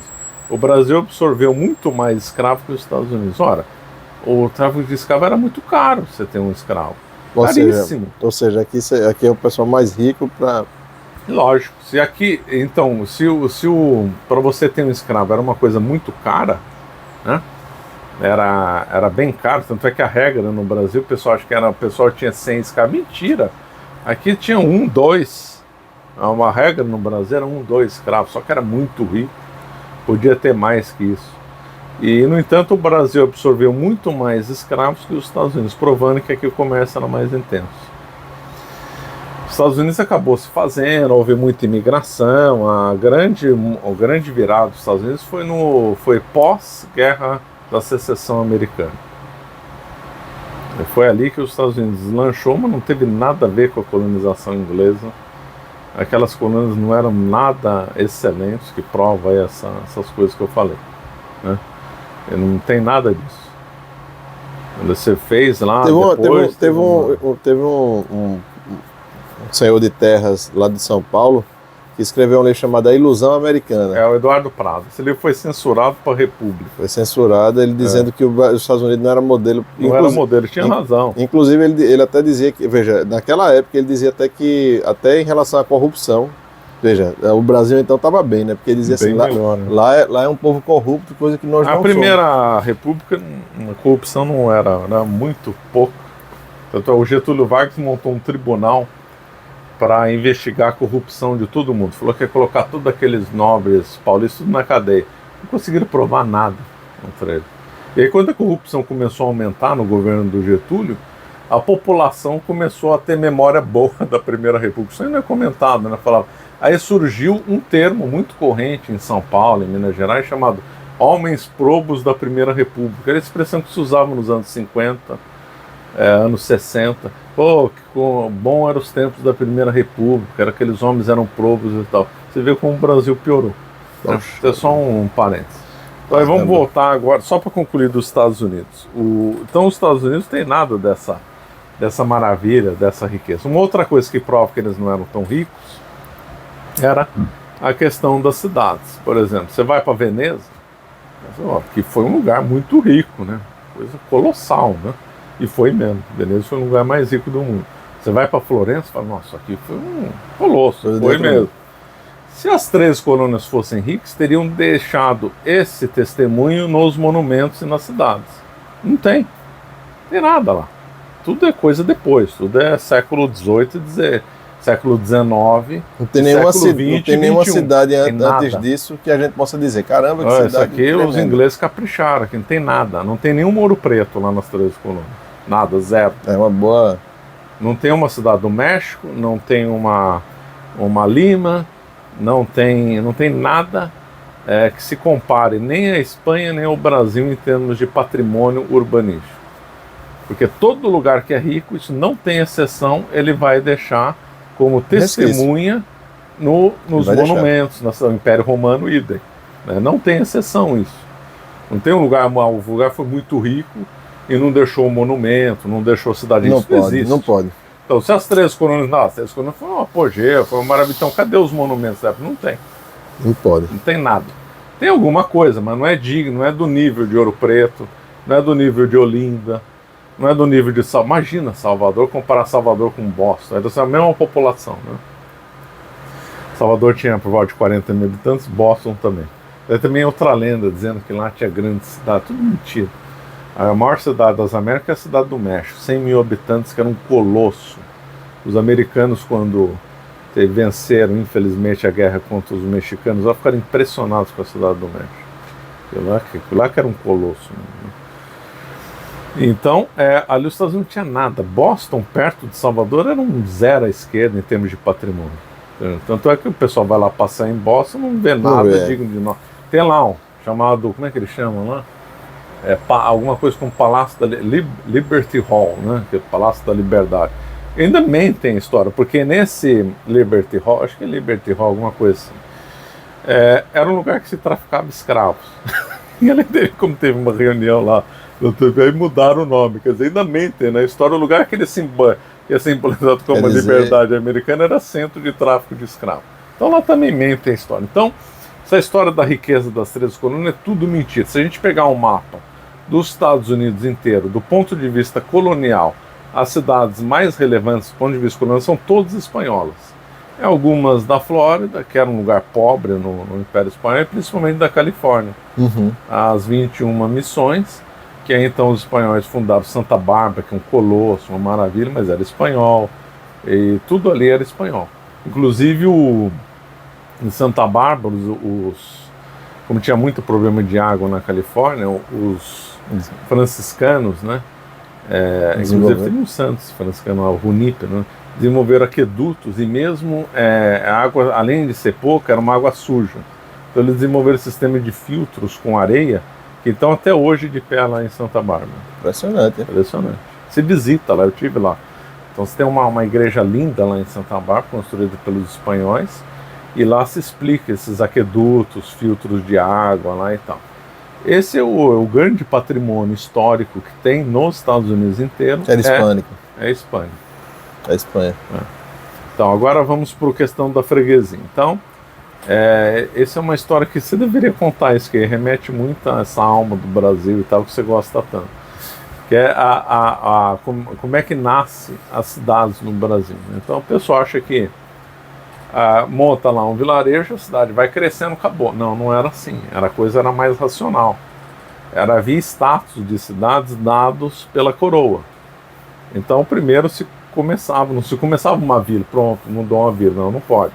Ou a vila era a fundação de alguém importante, Martim Afonso de Souza, ou ela mereceria o título de vila. Então primeiro era uma aldeia que nem tinha título nenhum, um mero agrupamento de pessoas. Depois, se ela crescesse, ela era freguesia de alguma cidade. Então ela era dependente da cidade. Daí eu tenho uma freguesia, que vem de Portugal. Uhum. Então a freguesia é um agrupamento urbano, mas que depende de uma outra cidade e tinha o título de freguesia, um título oficial de freguesia. Uhum. São Paulo, como São Paulo cresceu, acabou incorporando a freguesia do Ó. Lá, né? Famosa freguesia. Aliás, um bairro simpaticíssimo da igreja, né, e tal. Então a freguesia, ela ficou freguesia a vida inteira, porque ela ficou absorvida. Aí depois a freguesia normalmente era afastada no núcleo urbano da cidade, né? Ela podia crescer e ficar independente, aí pegar título de vila e cidade, ou ser incorporada pela cidade e nunca virou vila e cidade. Foi o que aconteceu com a freguesia do Ó. Mas várias freguesias no Brasil, óbvio, de freguesia viraram para vila e depois viraram cidade. Só que o que é bonito nessa história é que o termo capela e igreja acompanham isso. Então, na colônia, o termo freguesia era sinônimo de capela. Quando você fala, moro na Capela da Penha, por exemplo, significa que eu moro na freguesia da Penha. Estou dando um exemplo. Certo. Moro na Capela de Mojimirim, significa que eu morava na freguesia de Mojimirim. Uhum. Associavam a freguesia à capela, por quê? Porque quando você tinha o status de freguesia, você já podia ter uma capela oficializada nela. E havia dois tipos de capela, a capela não curada e a capela curada. A capela não curada é aquela que não tinha um padre responsável. Uhum. E aí não tinha o cura, né? O cura.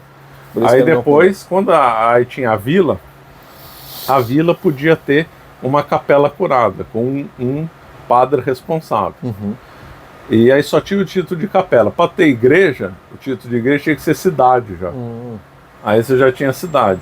Se essa cidade crescesse, ela podia ter outras igrejas ou capelas em volta, né? É por isso que em cidades ainda do interior você vê que a igreja, não cidades ricas como Ouro Preto, mas cidades muito antigas que não cresceram muito, você vê que a única igreja grande é a do centro. E as dos bairros eram inclusive a população dava nome só de capela. Catene é assim. Só capela, Catene não dava assim. nome de igreja, porque não tem podia dar o central, nome de igreja. Tem a igreja central e tem a capela de São Francisco. A igreja de Santana, não podia dar o nome, igreja de São Francisco. A paróquia de Santana e a capela de São Francisco. A capela... Exatamente. E então, dá a ideia também de hierarquia, né? Hierarquia. Então é um erro, infelizmente isso aí acabou. Então uma cidade, ela só tinha uma igreja. Uhum. Se crescia nos bairros, ela podia ter várias capelas. Mas não podia ter várias igrejas. A igreja é uma só. Se ela crescesse muito, ela tinha direito a ter um bispado. Aí a igreja se tornava uma catedral. Uhum. Aí você podia ter outras igrejas e outras capelas. Isso. Então uma cidade grande, ela tinha uma catedral, tinha igreja e tinha capela. Uma hierarquia. Quando a cidade crescia, ela tinha uma capela não curada, ia crescendo, ganhava o título de vila, capela, aí vila com capela curada. Muito bom. Aí cidade, aí já podia chamar de igreja se crescesse catedral. Olha que beleza, a cidade ia crescendo na hierarquia, na população, à medida que o conceito de igreja e de capela ia mudando. Estava muito associado com o espírito, católico. Era o braço secular e o braço católico andando junto. Inclusive com o título e o mérito que a gente chama de igreja. Muito interessante, Marcelo. Marcelo, a gente encaminhando aqui para o fim, e a gente falando de toda essa formação, a formação das cidades, a cultura brasileira, E a gente está assistindo agora, né, Marcelo, o fim, né? A gente está assistindo o fim do Brasil, né? E o fim do Brasil, ele é identificado por que fatores, Marcelo? Você consegue desenvolver essa história? O claro é o abandono da fé católica, né? O Brasil foi fundado com uma missa. O Brasil nasceu católico. Nasceu com o espírito missionário.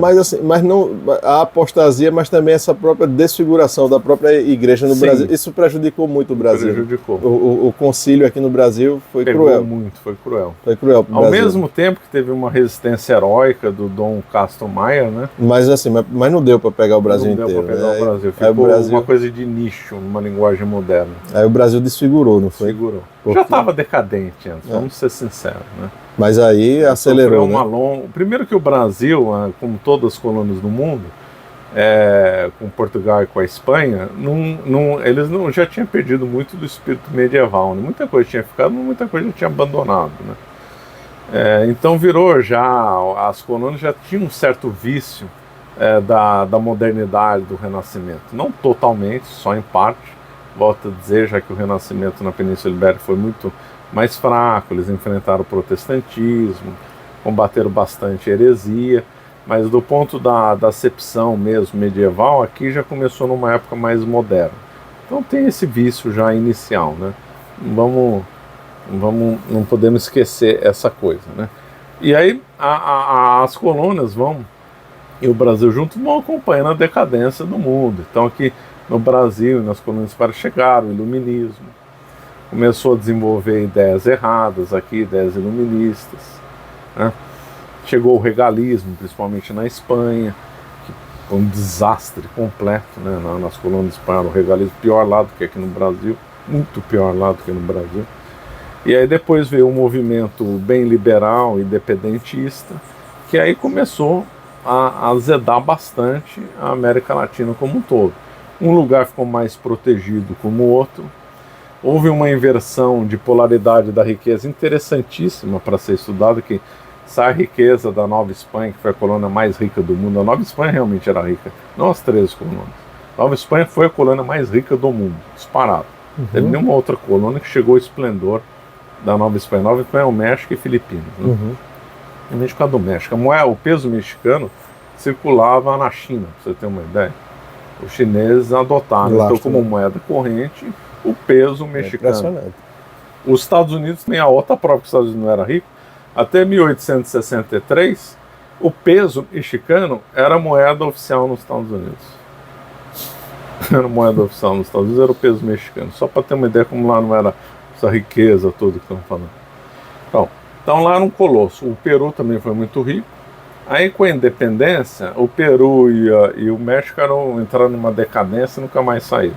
E a Argentina, que não era rica no tempo colonial, começou a ser rica bem no finalzinho. Aí os espanhóis criaram o vice-reino da Prata, né? Antigamente respondia o vice-reino do Peru. Criaram o vice-reino da Prata. No finalzinho da colonização, lá começou um processo de riqueza. E a Argentina, independente, ficou muito rica, né? Ficou de uma riqueza assim, entre os maiores do mundo, né? A renda per capita lá era igual da Suíça e tal, era entre os 5 países mais ricos do mundo. Em renda per capita, talvez fosse entre os 3, 4, perdesse talvez só da Suíça ou da não sei da onde, ou da França, sei lá. Então a Argentina enriqueceu. A Argentina foi na verdade foi na contramão das outras colônias, né? Ela se tornou muito rica, falando colônias, né, espanholas, não incluindo o Brasil no meio.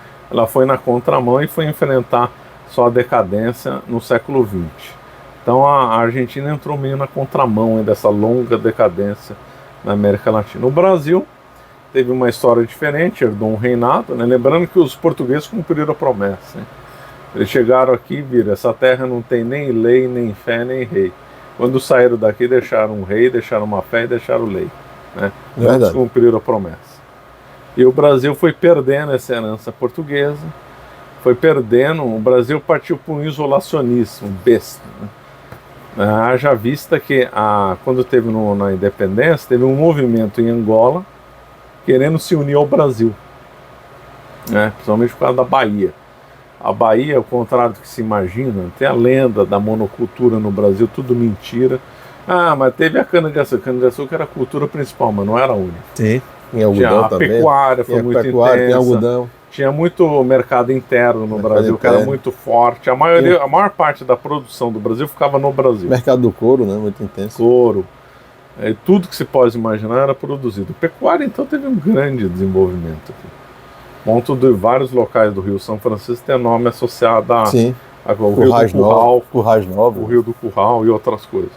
O sul do Piauí também teve um grande desenvolvimento. Depois teve algodão e um monte de coisa. Só para ter uma ideia, a pauta de exportação da Bahia, só da Bahia, para a África, envolvia 100 itens. Ué? O pessoal acha que só comercializava escravo, é uma visão totalmente restrita. Não, era comércio há muito tempo. A Bahia exportava um monte de coisa, coisas que você nem... azeite de dendê, farinha, um monte de coisa. O que você pensar era exportado lá para a África. Então havia um intercâmbio muito forte entre a Angola, principalmente, né, e a Bahia. Né? Com a independência do Brasil, graças a um acerto entre Brasil e Estados Unidos, o Brasil não ia se voltar mais para as colônias portuguesas. E por uma mentalidade errada do Brasil, infelizmente, o Brasil ficou muito voltado para a política do prata. Ora, o Brasil deveria ter aproveitado esses laços históricos, ter continuado mantendo um laço estreito com Angola, com Goa, com Macau. Seria bom para o Brasil. Teria sido bom. A independência do Brasil foi um desastre a longo prazo. Você imagina, os europeus lutaram, quiseram o continente africano para produzir matéria-prima. Ora, Portugal já estava lá há séculos. Só que Portugal era muito pequeno para absorver a matéria-prima portuguesa. Matéria-prima africana. Imagina o Brasil associado a Portugal com acesso a essa matéria-prima fácil. Outra, Índia, deu muito dinheiro para a coroa britânica. Os portugueses já estavam lá há séculos. O Brasil perdeu o contato com a Índia. China, por exemplo. Lá os europeus fizeram guerras contra a China para pegar o rico mercado chinês. Portugal já estava lá com Macau desde 1557. O Brasil perdeu a oportunidade de ter um comércio intenso com a África, com a Índia já estava tudo e montado, com a China, já estava tudo montado. Portugal não aproveitou tanto porque Portugal é desse tamanho. Agora, imagina o Brasil. Se o Brasil não tivesse separado de Portugal e tivesse mantido os contatos com esses entrepostos extremamente estratégicos de Portugal, que estava nos melhores lugares, o Brasil teria virado uma potência no nível dos Estados Unidos, provavelmente. Então foi um grande erro. Aí veio a monarquia, tudo bem, o Brasil chegou a ter o segundo reinado muito próspero, era uma nação desenvolvida na época, que fique claro. Dom Pedro II era muito conceituado, inclusive nos Estados Unidos, ele chegou a ser votado para presidente lá, sabia? Ele foi na Exposição Universal, onde ele conheceu o Graham Bell. Ele gostava de tecnologia. E outras figuras, gostava. E aí a imprensa elogiou muito o Dom Pedro II. Aí um repórter, de brincadeira, falou assim: olha, o melhor candidato para a próxima eleição dos Estados Unidos é o Dom Pedro II. E muita gente foi na onda e votou em Dom Pedro II. e aí então o segundo reinado foi muito bom. Comparado com outros locais, com exceção da Argentina. A Argentina já estava mais rica. Né? Mas foi bom. Aí veio a República, né? Azedou tudo. Mas ainda a Primeira República ainda salvou a descentralização, né? São Paulo aqui também reforçou o regionalismo e tal, até algumas coisas até meio exageradas. Só para você ter uma ideia do exagero, um estado podia cobrar imposto de importação do outro, né? Então São Paulo podia instituir um imposto de importação de Recife, de Pernambuco, meio exagerado. Né? Mas só para dizer que, de novo, o exagero revela o abuso, revela o uso. Que era muito descentralizado. Então, por exemplo, Código de Processo Civil, qual foi o primeiro do Brasil? 39. Antes de 39, os estados podiam ter seu próprio Código de Processo Civil. São Paulo tinha o Código de Processo Civil dele, que era diferente daqui do Nordeste. O primeiro nacional foi em 39 só. Então se dava muita autonomia. Aí veio, para mim, o grande destruidor do Brasil foi o Getúlio Vargas. Getúlio Vargas introduziu uma coisa que não era brasileira, não era portuguesa, centralização. Foi o primeiro grande a centralizar, né? Introduziu ideias positivistas, O pessoal interpreta mal como fascistas, mas na verdade é positivista. E aí o Brasil ainda é tributário disso, né? Tributário disso. O Brasil de hoje é o Brasil do Getúlio Vargas. É o Brasil armado por Getúlio, né? A visão estatal e burocrática, ela é... O MEC é do Getúlio Vargas. É esse Brasil getulista ainda, né? Burocrático, estatal, um Estado forte, um Estado que odeia descentralização, odeia autonomia. Estado vigilante. Estado vigilante, Estado babá. E o MEC, né? E o MEC é do Getúlio Vargas. Então nós vemos uma decadência do catolicismo, mas uma decadência da atuação política e das elites do Brasil, que se corromperam muito. E aí agora a ascensão também hoje do evangelismo, né? O Brasil deixou aí pós-Concílio Vaticano II. Aí o Brasil deixou de ter a cultura católica. Né? E aí vem a decadência da culinária, vem a decadência da música. Vem a decadência da roupa. Vem a decadência dos comida, né? De tudo, música, de tudo. O Brasil não mais se enxerga, né? Se um brasileiro visse agora, ele ia dizer onde é que eu tô. E aí uma coisa que simbolizava muito a cultura do Brasil, o coreto. Né? Uma não existe coisa que as pessoas... Hoje o coreto está jogado. Está jogado. O coreto representava a excelência do urbanismo português. Porque na Praça Central é a igreja, né? Simbolizando que é tudo para Deus. Então o lugar central é a igreja. Os casarões mais ricos em volta, né, a aristocracia, e as casas mais simples depois. Era a estrutura hierárquica dos 3 estados ali representados na cidade. E tinha o coreto. O que era o coreto? O coreto era o lugar onde as pessoas simples tinham acesso à música erudita. E o Brasil teve muito música. O Brasil teve muito música erudita, também outra história mal contada. Então, na época colonial teve o Padre Xavier, no finalzinho teve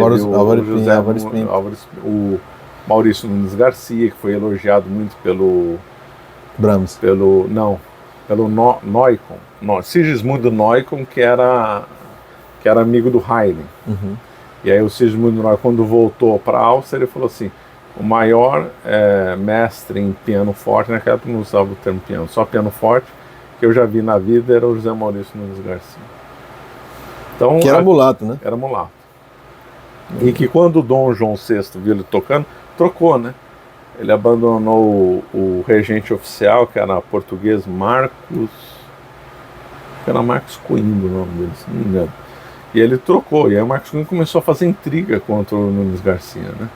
Então o Dom João VI viu como o Nunes Garcia superior ao... acho que é o Marcos Coimbra, se não me engano. E aí ele então substituiu e ele começou a fazer conspiração contra o... Lembrando que a segunda ou terceira maior partitoroteca da Europa era da Casa de Bragança, só perdia para a Áustria. Não, era a terceira, perdia para a Áustria e para Roma. Nós somos o povo das cantigas de Santo Afonso, né, Marcelo? Nós somos o povo das cantigas de amigo de Santo Afonso, né? Então o Brasil foi se enterrando, né? Acabou musicalmente, a culinária acho que é a última resistência do Brasil. Mas a diversidade tá acabando. Deu uma baixada boa. Mas você vê, não é ainda 100% fast food, né? Não, ainda não. Ainda não é. Ainda não. Ainda tem uma resistência forte ainda. É o último duelo da civilização brasileira vai ser Big Mac contra buchada de bode. Esse vai ser o último duelo da civilização. Vai ser a última guerra, né? A última guerra a ser travada contra o diabo nas terras brasileiras vai ser Big Mac contra buchada de bode. Então é isso, Marcelo. Com isso a gente faz esse nosso primeiro encontro, né? Depois a gente faz mais, né, Marcelo? Eu agradeço aí o convite, espero que tenha sido útil a nossa conversa. Eu acho que foi muita coisa. Para esse retrato cultural do Brasil, né? É importante a gente situar isso. Eu agradeço. Sim, eu que agradeço. Antes de terminar, Marcelo agora neste ano. Marcelo está publicando um livro a cada 6 meses agora, né? Não, um por ano. Um por ano. E aí Marcelo agora publicou, olha, Tríplice Pilar, Israel, Grécia e Roma. E ele aqui, veja, Marcelo já tem os seguintes livros: 1822, A Separação do Brasil, A Metafísica da Gastronomia, Santo Tomás de Aquino, A Mesa, História dos Estados Unidos, Sem Mitos, Impérios Coloniais, Motes Resolvidos, esse ainda não está publicado em livro impresso, né? É só em Kindle. Só no Kindle. O Marxismo Exposto, Segunda Guerra Mundial, uma guerra contra os povos, televisão, fast food envenenado para a alma, e agora tríplice pilar, Israel, Grécia e Roma. E neste aqui, ele confeitou o livro dele com um texto meu que está aqui no anexo. Conversas sobre Sem e Jafé, ou a filosofia célebre da teologia. Também no livro Impérios Coloniais eu participei também com um artigo lá sobre São João de Brito. Não é isso, Marcelo? Isso. Ótima a nossa parceria. Grécia, Roma, a gente vai entender porque o Brasil também é filho disso aqui, né? Dessa união dos três povos, de Israel, Grécia e Roma, a tríade que formou a civilização católica. A editora Flores Carmeli, do nosso amigo André Mera. Então vai lá no site da editora Flores Carmeli, também na Amazon, né, Marcelo? Também está na Amazon. E adquire lá, tá bom, gente? Muito bom. Então vamos lá.